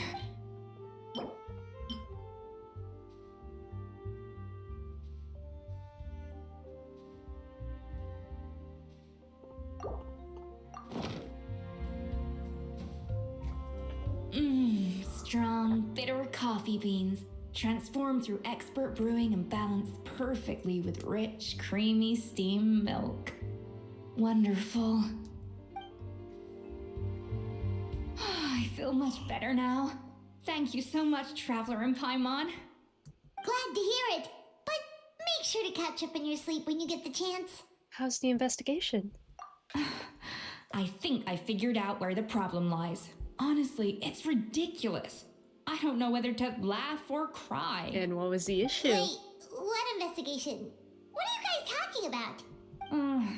I'll save it for when everyone else gets here. It's so stupidly small. I can't believe it's caused so much drama. Seems like you had your own share of failed experiments last night. Yes, except my failures were stepping stones to success. Escoffier, have you seen Savannah? Huh? No, not since yesterday. Why? What's wrong? After seeing her home yesterday, we were all a little concerned about how she was doing. So, I dropped by her place early this morning to check on her. Only to find an empty house with the doors wide open. I left Alphonse and the others to keep watch at her home while I checked the Hôtel de Bord. I'm worried something bad might have happened. If she's not here, then where could she be? Boss, Escoffier, bad news. Alphonse? You're supposed to be keeping watch at Savannah's house. We were, but then, just after you left, we found this stuff in her house. Oh, looks like a map with a bunch of random places circled. What does it mean? Wait a second. This feels familiar. I'm sure these places are all connected somehow. Of course, from the Codex. They're all places that Modeste explored on his adventures. The founder of Hôtel de Bord? Yeah, but I don't understand. The adventure logs in the Codex are too fragmented to be of any use. How come this map shows all the missing details? The Codex de Bord? Then this place marked in red out at sea. Could that be the fabled birthplace of Gâteau de Bord? Seriously? So now she set her sights on finding the original recipe and beating Escoffier that way? Geez, Savannah. Anything to overcome a Gâteau plateau, huh? Ugh, idiot. Does she have a death wish? Those ruins are thousands of years old. Hold on, there's more. Besides the map, we also found these letters. A letter received several months ago. It was you. You let the Lumine through, didn't you? I know you were responsible for purchasing that problematic ingredient that day. What would your good friend think, I wondered, if she learned she suffered on account of your negligence? What would the people in the hotel think? So, I imagine you'd like to keep this a secret from Escoffier. Wouldn't you, head chef Savannah? A letter received several weeks ago. I knew it was her. I called it. Retrieve the real codex by any means necessary. That's where the real treasure can be found. And you gave it away like a fool. Well then, you're going to get it back, whether in a bet or by force, it doesn't matter. Oh, I know. Don't you have that cooking showdown of yours? And if you don't think you can win, why, you simply need to have your opponent lose. I imagine that assistant of yours might come in handy in that regard. What are you dawdling for? She was the one who concealed the secret recipe in the first place. Why else do you think you've never been able to recreate her work? She's afraid. Afraid yet you'll outshine her. What do you imagine everyone says about you, both within and beyond the hotel walls? Ordinary, they call you untalented, a hack, a failure who would never surpass Escoffier. And you know whose fault it is? That's right, it's hers. She's no saint, never has been, so why hesitate? It was you. You let the Lumaline through, didn't you? It sounds like a threat letter. Does this mean that Savannah was responsible for the safety incident? And not Monica after all? Retrieve yeah, that's the what I thought in the codex by beginning. any means necessary. It didn't make sense if So it was the the cooking contest if it wasn't and Savannah. The cheating. Someone else was behind her pulling the strings? No, it was not. She's keeping the true recipe to herself. this is all such a mess. Paimon needs a second to process this. First, we thought that Savannah forced Monica to cheat in the cooking contest. But now, it turns out that someone else forced Savannah to force Monica to cheat? So, did Savannah blackmail Monica? Or is it the other way around? Meanwhile, somewhere deep beneath the sea. You're finally here. Of course. I should have put two and two together as soon as I read your threat letter. The food safety incident, the demand for a cooking contest, the instruction to blackmail Monica, even the suggestion that Escoffier was keeping secrets from me. It was all part of your grand plan, wasn't it, Monica?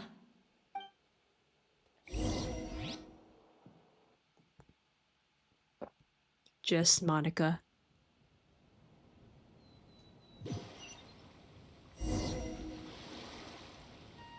We should be getting close to the spot marked on the map. Of all the stupid things she's done, this really takes the cake. The moment we find her, I'm gonna curse the living daylights out of her.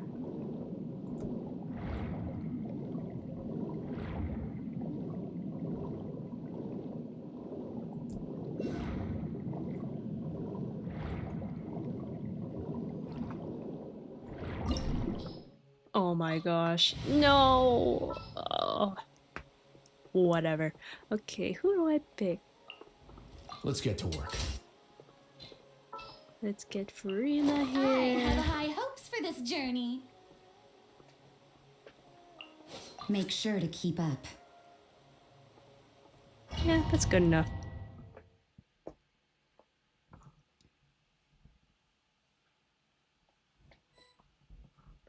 Oh, Escoffier is here. Strike a pose.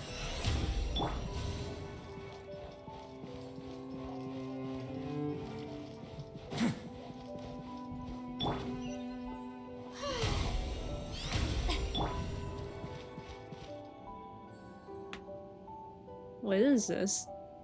What is this? What the fishy doing? Okay, this is actually pretty. Wow.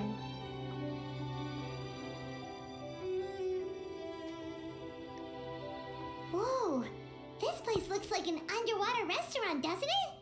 Suddenly, the idea of an adventure chef finding secret ingredients makes a whole lot more sense. Maybe this is the real I think restaurant. Modest's codex mentioned this place. A public bath from the time of Remoria.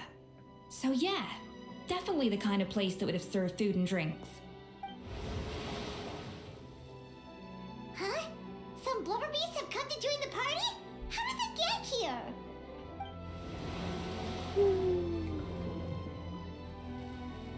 Oh, they ran off! Guess they're not used to seeing humans. That could be easier said than done. Something's blocking the entrance. Well, did Modeste mention it in his adventure logs by any chance?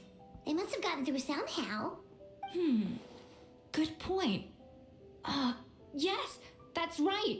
It's coming back to me now. We prepared a banquet for our shy little guests, and as the food flowed away on the current, they broke into a joyous chorus, and the path opened to us.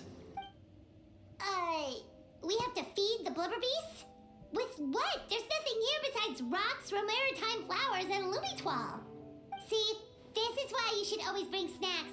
You never know when you're gonna need them. Now we have to head all the way back to shore and grab some. Just cook something. There's no time for that. Romaritime flowers and lumitoile will have to do.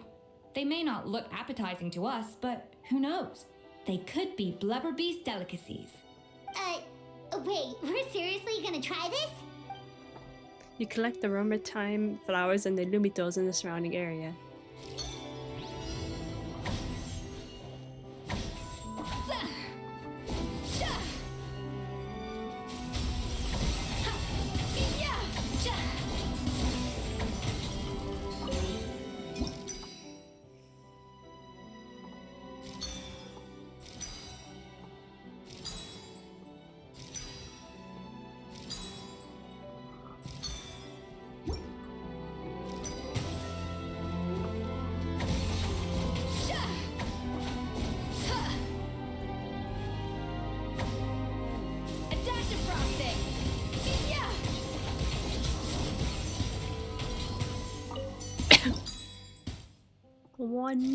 a two.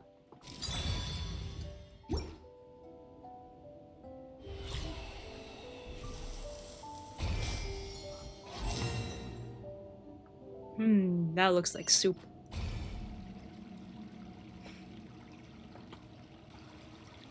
Blubber beasts or not, are we sure this stuff is edible?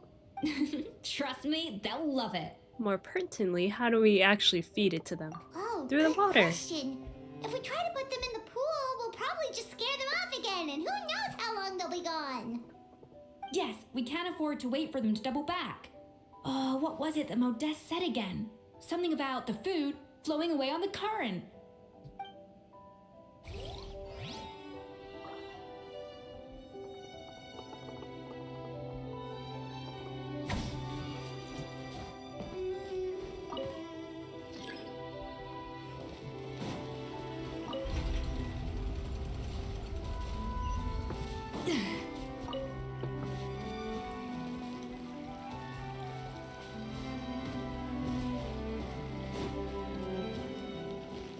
Hey, be careful! Scare them off too much and they might not come back again.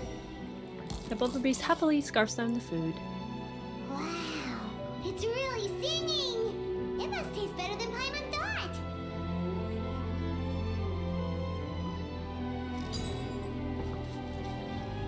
Make a second one.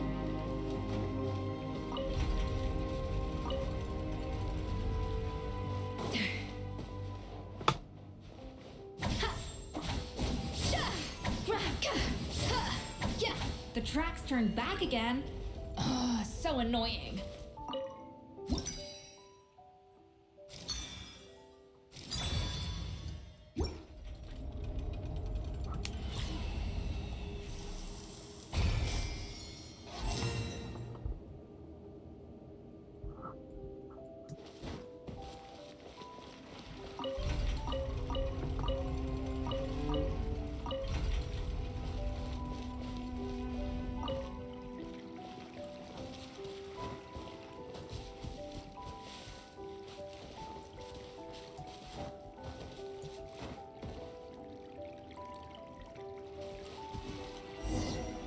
It might be your imagination, but that burp now sounded like a thank you.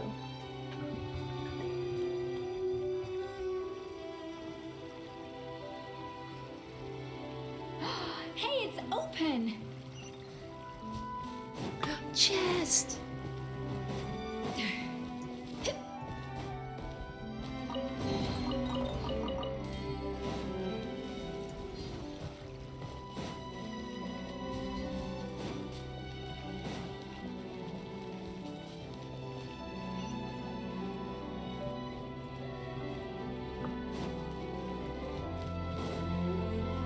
Now what?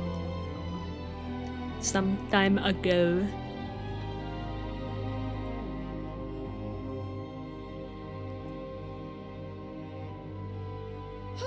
Hey, give me your water. Here. I said your water, the one you just drank out of? Why? Sure.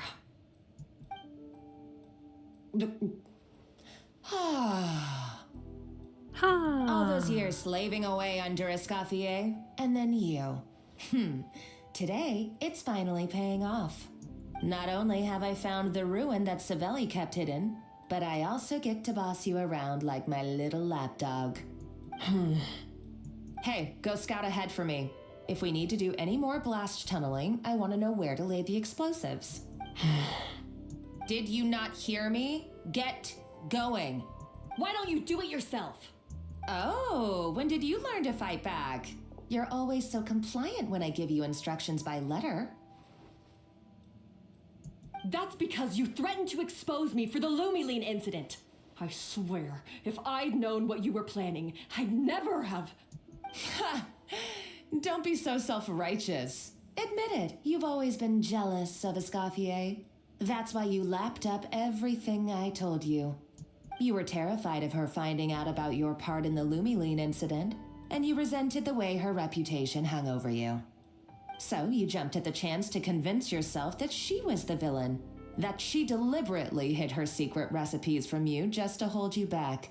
It was the only excuse you needed to justify getting back at her. First, idolization, then jealousy, suspicion, and self-deception. That's what this comes down to. It was the same story with Savelli and my ancestor. He offered Modeste his friendship only to murder him out of vanity.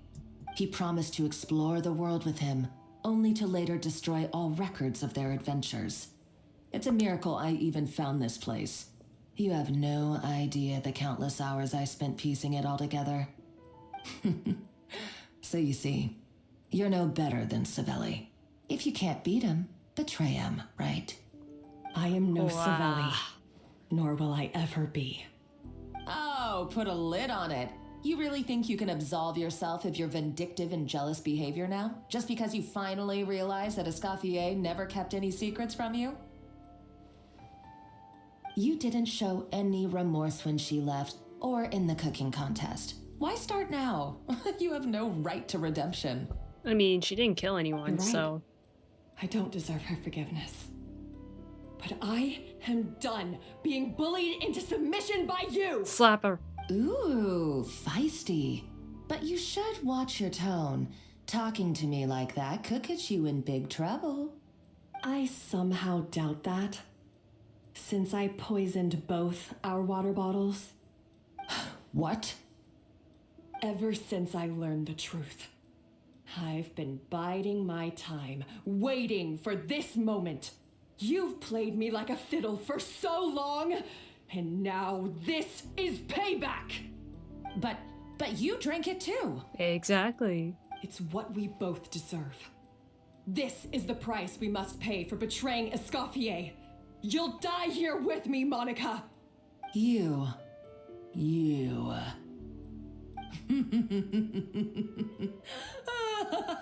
Oh, it's the Yandere simulator laugh. That's so funny. Oh, you're too much. I thought I'd play along for a bit just to amuse myself. Oh, you gave a very rousing performance. I saw your dumb plan a mile off. There's no poison in these bottles, just clean, fresh water. No. Revenge is a dish best served cold, you know? Did you really think your half-baked plot would fool me? You're a lousy chef, and you make a lousy villain too. A complete waste of space. No wonder you never amounted to anything. Everything I ever did was a failure. And now, I failed again for the last time. Hey, why don't you try your hand at being a comedian in your next life? You got a good laugh out of me. But now the show's over. Just slap her already. You should have just done like I asked, Savannah. All I wanted you to do was scout the ruins for me. But you had your chance, and now it's time to say goodbye. Stop right there! Let her go, Monica! We've got you surrounded! Escoffier? Ugh, looks like I'll have to keep you around for a little longer. You can't! Stay back if you want her alive! Escoffier and the Traveler. I can't take you both on in combat, but if you so much as flinch, I can end Savannah's life in a heartbeat. Monica, what are you hoping to achieve by this? You're about to commit murder, and for what? A recipe? What? A recipe? You chefs are all blinded by your myopic focus on kitchen affairs. Well, some of us actually have bigger fish to fry. Modeste had a secret. The truth behind his so-called genius, the je ne sais quoi factor in his Gâteau de Bourg, and it's right here in these ruins. Are you serious? You're here because of a Gâteau de Bourg obsession? You've gone completely mad. I couldn't care less about the cake itself. No, the real treasure is the secret ingredient that Modeste sourced from these ruins. He and Savelli were fools. A priceless treasure of Remoria in the palms of their hands, and they thought, ooh, this would go great in our cake mix. We're talking about a powerful stimulant that also sharpens the senses. That's no cooking ingredient. It's a groundbreaking drug. That's right, I've done my research. It was a drug that Remoria developed for their war machine. I could make a killing by selling it to the treasure hoarders or the Fatui. Won't you listen to yourself? You're completely delusional. My eyes are wide open. Just wait till I get my hands on this treasure. You'll see what a fool you've been.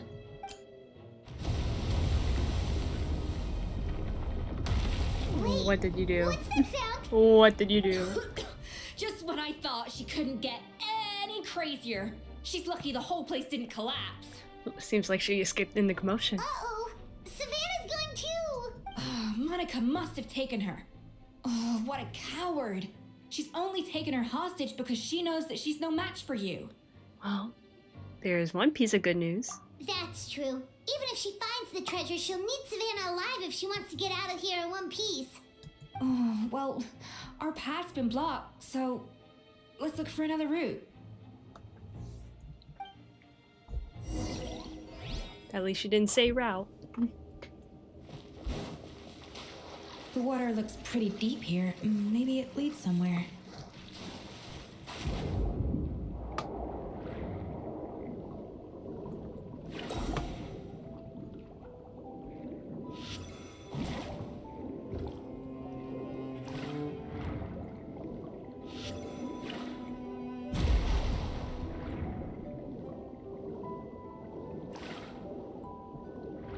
Chest. Thank you.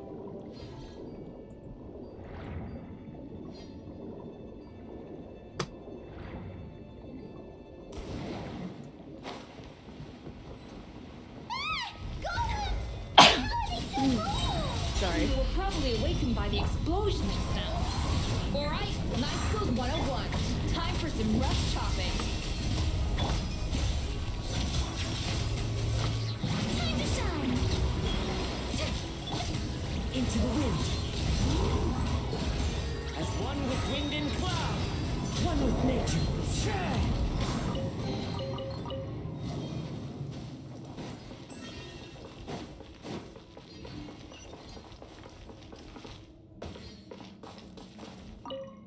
Following the exalted Harmost, or in accordance with our Sebastian's most sacred, most benevolent temper, we established here up as condolences for the naturalized barbarian soldiers. Savages they may have been, but they were also warriors. With this secret treasure, granted graciously, the warriors' bodily desires are satisfied, that they may fight with 100-fold bravery. I don't know what this is about, but okay.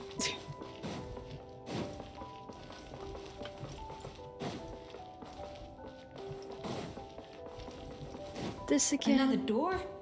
Guess we need to prepare another feast for our guests. Oh, I think once is enough, you know? Once is enough. You place ingredients, you collect that on the table. Yeah, okay.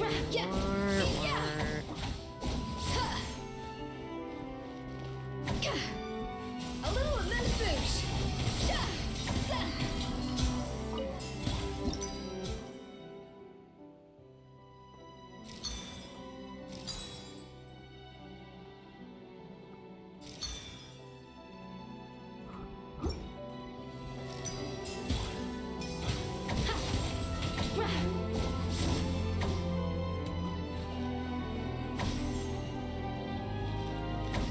Off to the freezer.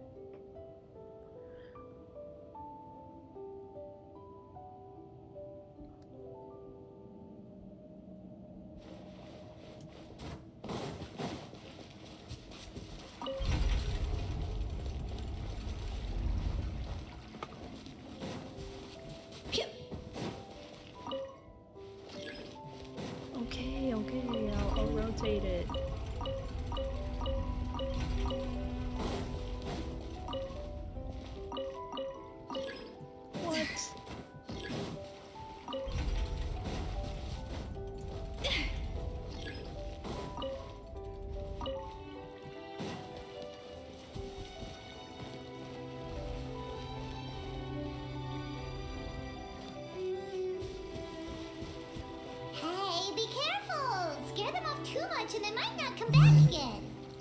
Happily gobbles up the food in one fell gulp. It seems to really like the texture of Rome maritime flowers.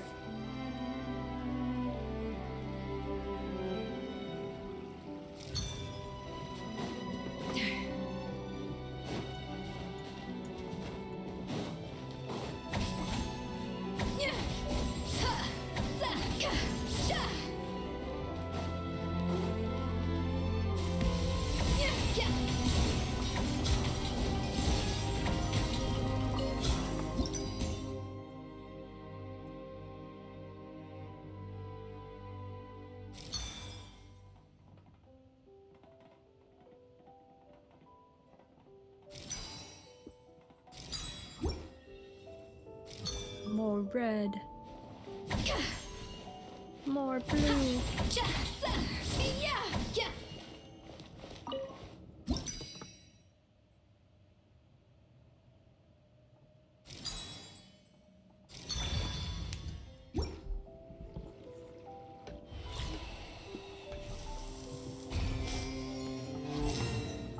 I'm glad we get more practice on this.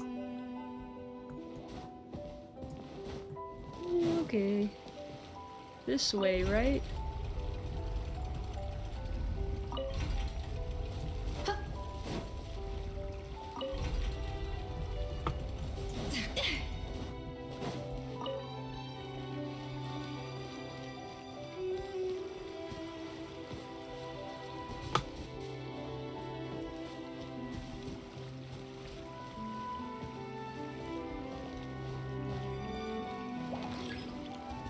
What? What?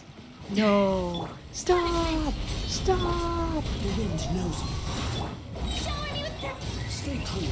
Face your gift. Way now.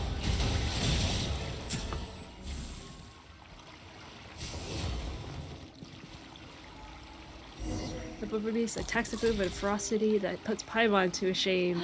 I never knew you could process Lumitwol like that. Alright, I've got to jot this down. Lumitwols and maritime flowers. This could open the door to a whole new world. Yep, that's literally the plan. Wait, hold on. Which door are you talking about?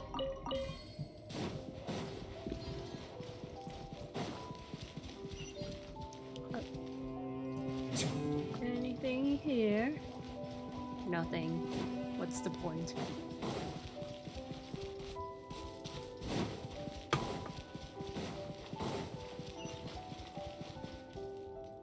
Are you guys here? What's this? That's strange. These don't look Romorian to me. More like last century Fontaine. Could they have been left by... They don't look that worn either. Adventurers from last century Fontaine, huh? Oh, Modeste and Savelli, do you think they camped here? By the looks of it, this was a one-person camp. They had ventured together, but maybe one of them came back alone at a later date. Let's rummage around. Huh, you really think so?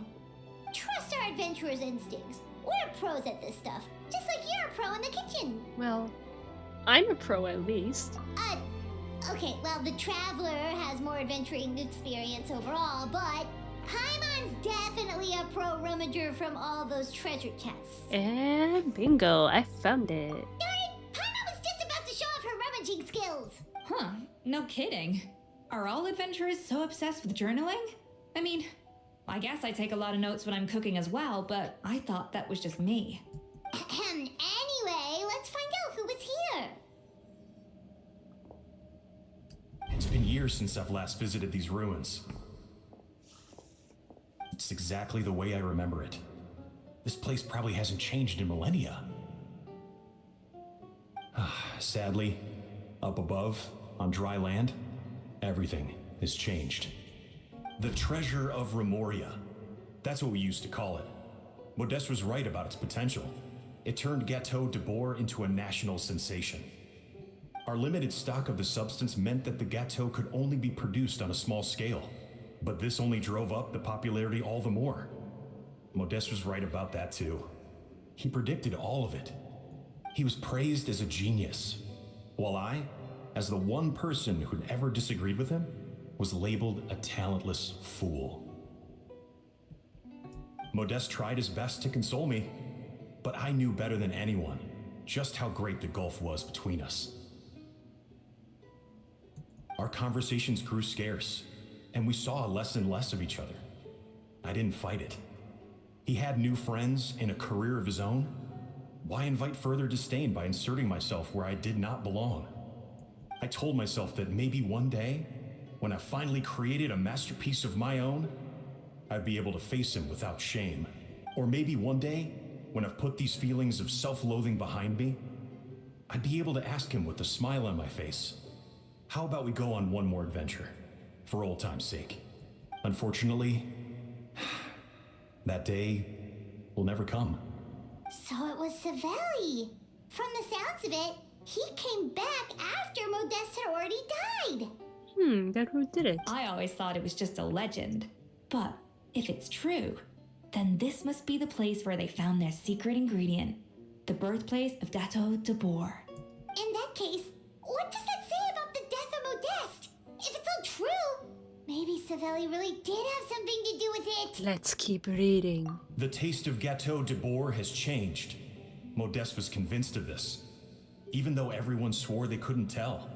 Being the perfectionist that he was, he refused to accept even the slightest flaw in his work. He stopped all sales of the product, locked himself away in the kitchen, and worked day and night, vowing to find out where he had gone wrong. But as he baked and taste tested over and over again, he found he only strayed further and further from the original taste. It was only when he was sipping on coffee one day and realized he could not taste the bitterness that the truth finally dawned on him. What had changed was not the gâteau, but his sense of taste. The treasure of Remoria stimulates the senses, taste included, and invigorates the spirit. In the short term, it offers people the ultimate gourmet experience, but in the long term, it dulls their senses entirely. In hindsight, it made perfect sense. After all, why would a culture that sought liberation from the constraints of their bodies care for the loss of their senses? But we realized it too late. We were just too late. Over the course of his many culinary experiments, Modeste exhausted the remaining supply of the treasure of Remoria. He consumed it all himself. Oh. The finest culinary talent of his generation now faced a future in which he would never be able to taste anything ever again. Finally, in despair, he took his own life. Over not tasting anything? And because we had become estranged, I could not be there to stop him, to offer some words of comfort, or even to say goodbye. Yet despite everything, he sent me his final letter. The treasure of Remoria? Guess Monica was really onto something. It really was a kind of drug. So, Modeste chose to end his own life. Then, why all the rumors that Savelli murdered him? Also, neither the Codex nor any other contemporary records make any mention of the treasure of Remoria. It's almost as if someone deliberately erased it from history. Modeste told me everything in his final letter. His was a tale of how even a genius could fail, and how much more devastating it is when it happens. Did he hope I would gain some personal catharsis from knowing the truth? Or maybe he wished for me to warn the public about the dangers of Gateau de Boer, proving that I had been right all along. But if the public ever learned how Modeste's greatest triumph became his undoing, his fall from grace would be swift and merciless. 1 minute a genius, the next a joke. It would surely spell the end for his restaurant too. What would be his legacy then? How would future generations view everything we built together? I fear the scorn I have faced these last years would pale in comparison to the scorn shown to him by the history books. I cannot let that come to pass. I will do what I must to protect his name. It will mean tampering with his notes to remove the damning details, leaving mere fragments of our story behind. It may lead his family to suspect me of having a hand in his demise. But if that's the price of destroying all evidence of my crimes, then so be it. I would rather the world believe a tale of genius and jealousy then see his reputation in tatters. The final loose end is the evidence here, at the bottom of the sea. Oh no, we gotta stop Monica. Huh? What's wrong? Didn't we say Savannah should be safe for now? So we thought, but if Monica finds out what happened to the treasure, there's no telling what she might do.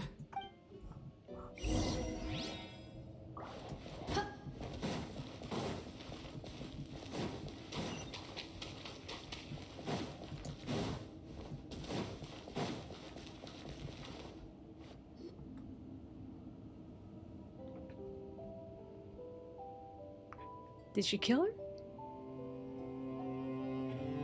The treasure of Remoria. I have found you at last. Savelli, you tried your best to bury the truth, but you underestimated the children of Modeste. Some fragments of his diary escaped your clutches, and we have held on to them for generations. But I have to thank you too, Savannah.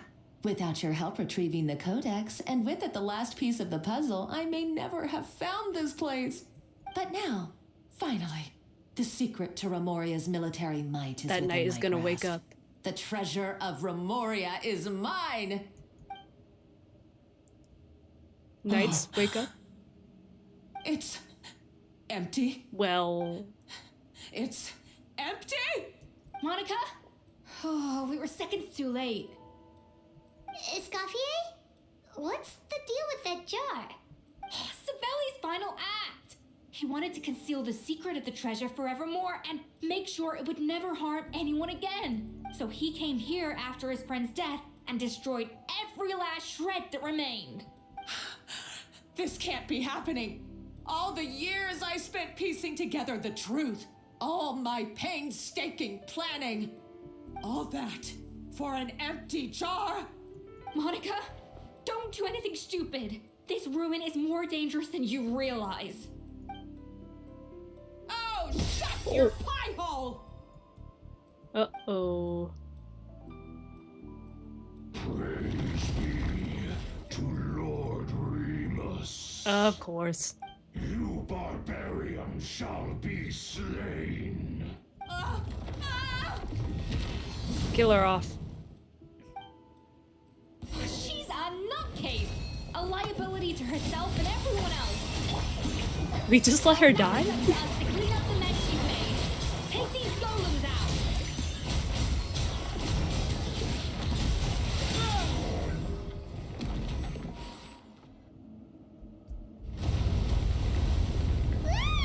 Why is this place still shaking? Are we gonna grab any of them? Or maybe because Monica was too trigger happy with her explosives. Either way, it's all her fault. Aren't we gonna grab either of them? Get out of here, Traveler Escoffier, come on! Aren't we gonna grab either of them? Okay, I'm coming. Oh, no, you don't. Oh. If I can't get what I want, neither will any of you. What about Savannah? Where is she? I've got nothing to show for Wait, my is she life's gonna work so is she gonna far. kill her? But if I can take another She's gonna wake up and kill her. down with me in She's my gonna wake up and final kill her. moment, then it was all worth it. Wake up, Monica. Wake up, Savannah. Wake up. Psycho. Yeah. Get her. Savannah? Oh, when did you wake up? Okay, let's run now. I may be a lousy chef, but it looks like I'm not a complete waste of space. Wherever we need to go. Hurry up. Okay. Come Okay, on. let's go! Hurry up. Ridiculous.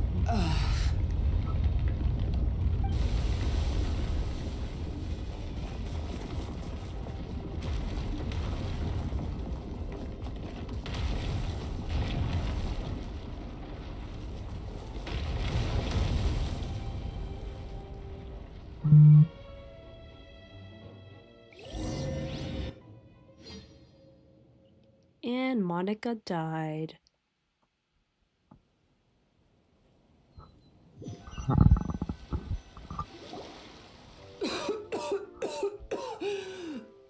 Escoffier, Savannah! Traveler and Paimon! Why are you here?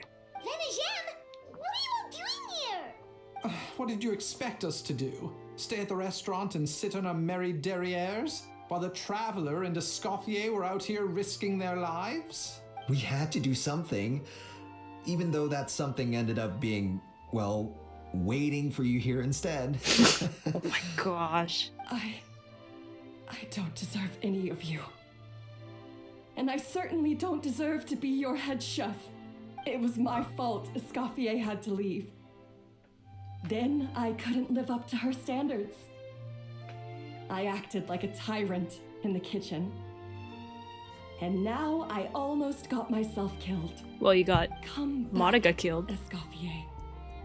Come and be our head chef again. I'll never be able to replace you. Okay, so everything I said to you the day I left, it just went in one ear and out the other?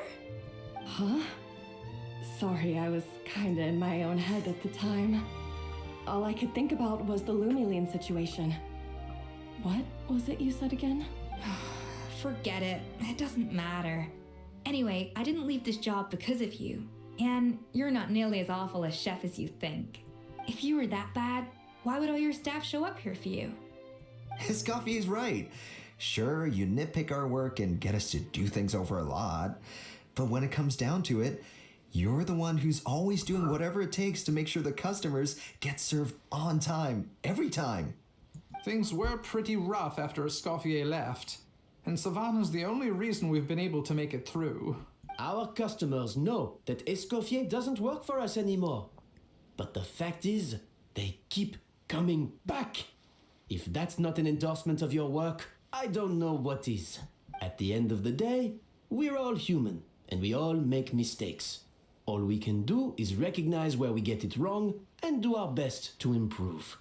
That's all that's humanly possible.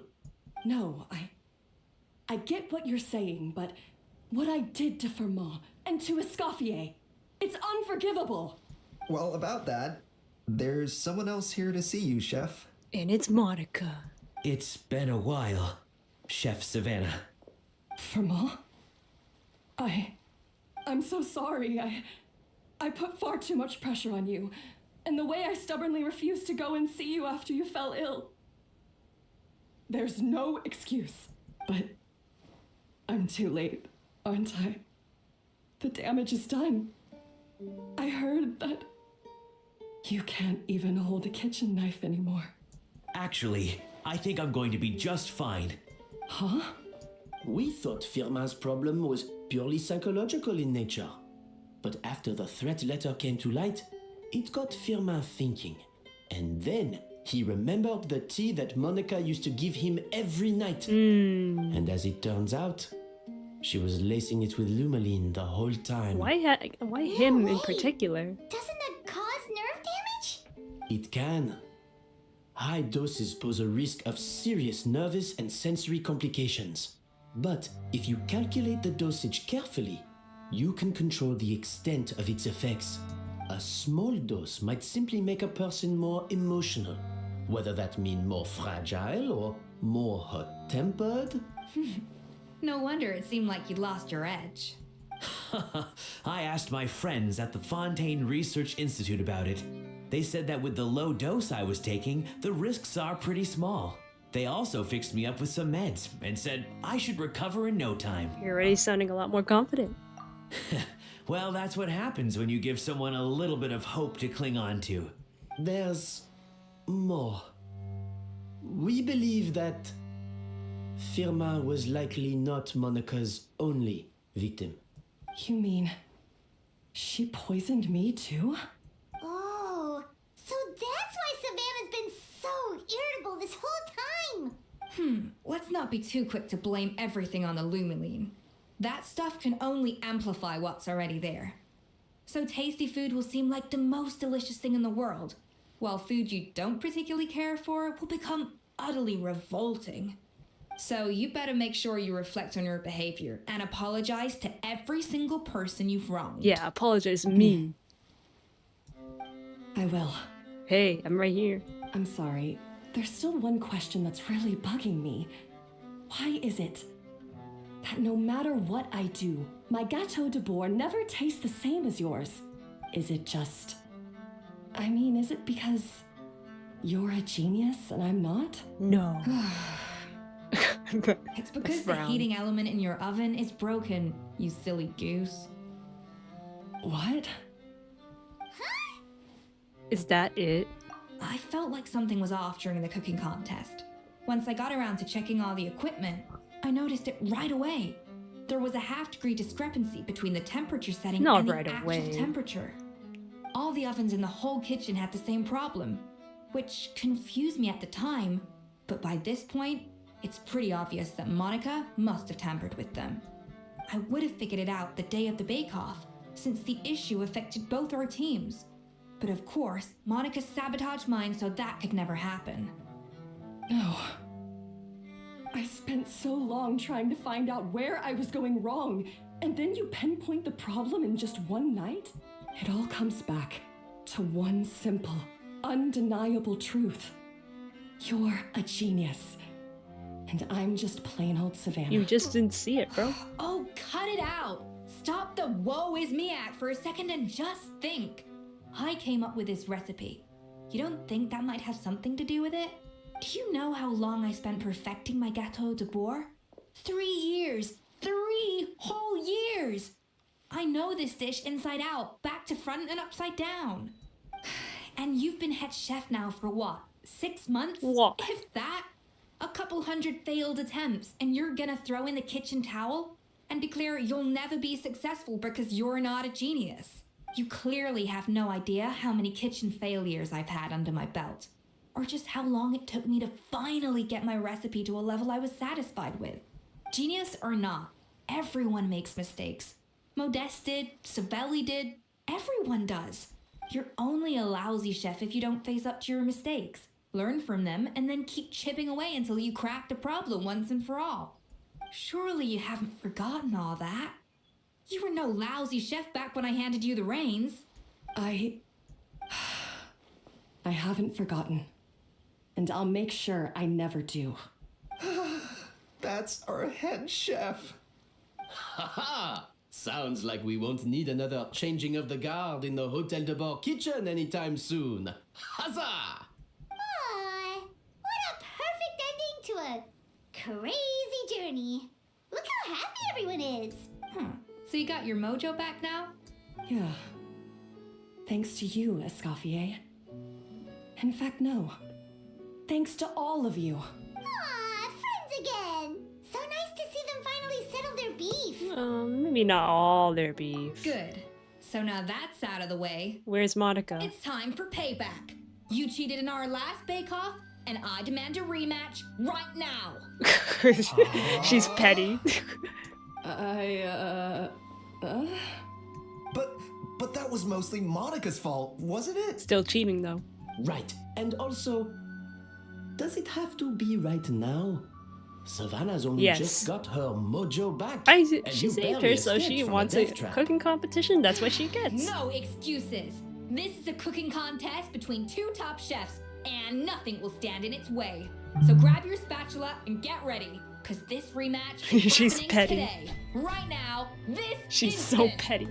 Hey, so, this whole time you were salty about losing? I'm petty too, not gonna lie. The second cooking contest commences now! This time, no more games, and no holding back!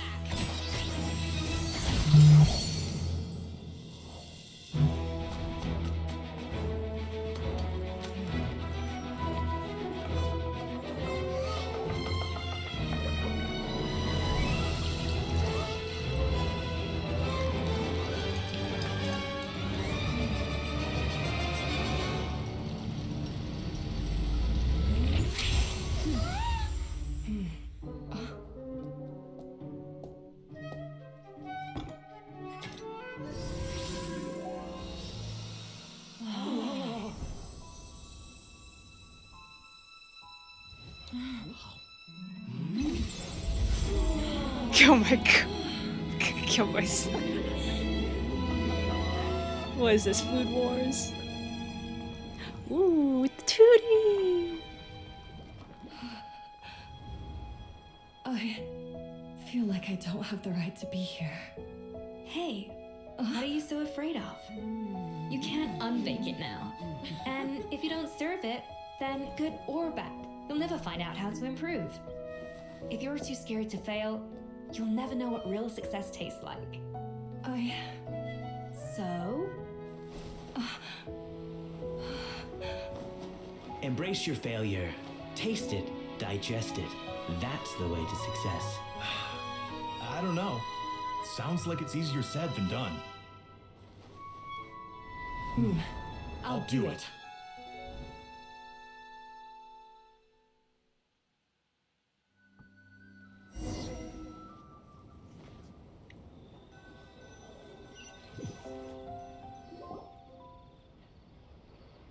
The results are in! A landslide victory for Escoffier! Quite rightly, too. Piece of cake. Oh, she won? Her tail seems very happy with the results. Of course she is. Oh yeah, look at that! Savannah looks pretty chipper too, considering she lost. It wasn't for you, was it? Now, where were we? Yes. Do you have any more questions for me after everything that's happened? Are you gonna stay at the Flor Centre? I thought Navia would have filled you in. And actually, I said all this to Savannah before I left. Although, as we saw, I don't think any of it sank in. I had 2 reasons for leaving. One was the food safety incident, of course, but the other was that the Hotel de Boer had reached a point where it didn't need me anymore. So I decided to step down and look for new opportunities to improve myself. Improve how? Well, a while back, I got to know a fellow chef from Niue, and in her, I saw so many new My God, no! She has that same adventurous spirit that Modeste and Sibeli had in their Escoffier, youth. no! Slime mucus, lizard tails. With her, nothing's off the table. There's a whole world of new flavors out there waiting to be explored, Oh, no. hiding away in ingredients we overlook. Escoffier, no! Case in point, remember those Romaritime flowers down in the ruins? I used them in the cooking contest just now. Did you taste the difference? What? Paimon didn't notice at all. Half of the art of cooking is dissecting the recipes of previous chefs and figuring out the exact constellation of elements that gave their work its signature taste. And the other half, it lies in freeing yourself from the confines of the kitchen. You've got to go out and explore the endless possibilities out there. Uh-oh. Paimon's suddenly not sure she wants to try your cooking anymore. Well, I'm always down to be your taste tester.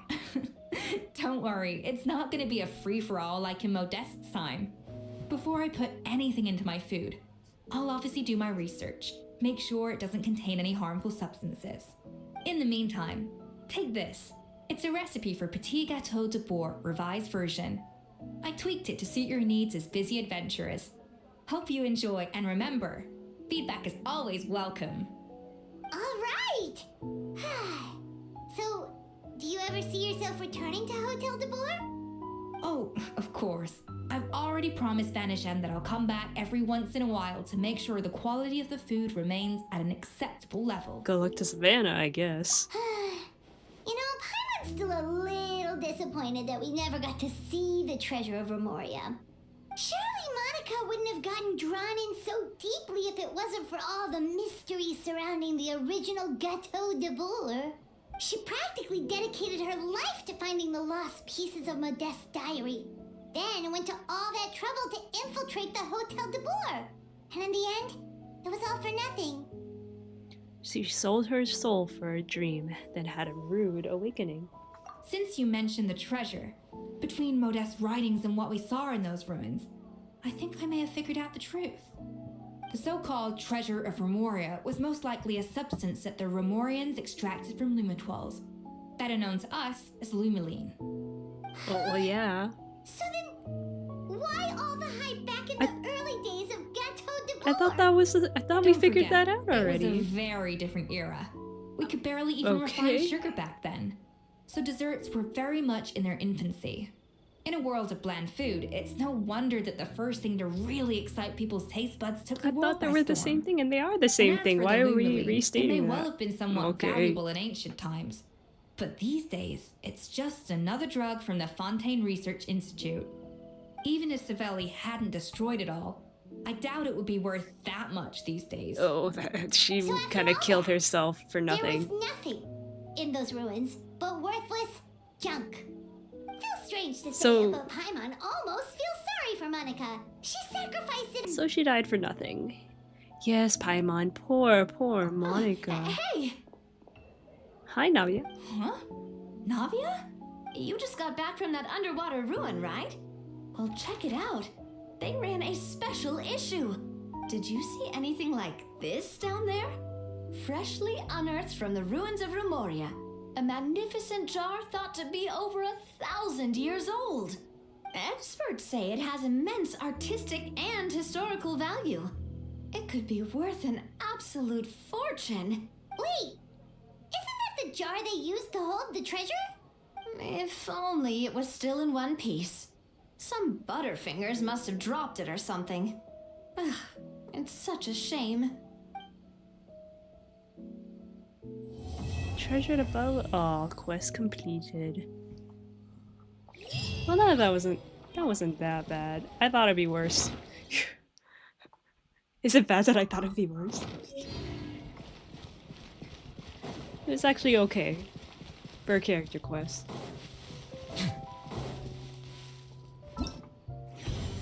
Now I get my rewards. Thank you. Yeah, from now on, I'm gonna do every new character quest because I get pre-roll gems out of it. It should be more though. I think it should be 300. Genshin, stop being stingy. I demand you stop being stingy, please. Now we're just gonna cook. This revised version. There we go. We cooked the cake. What does it do?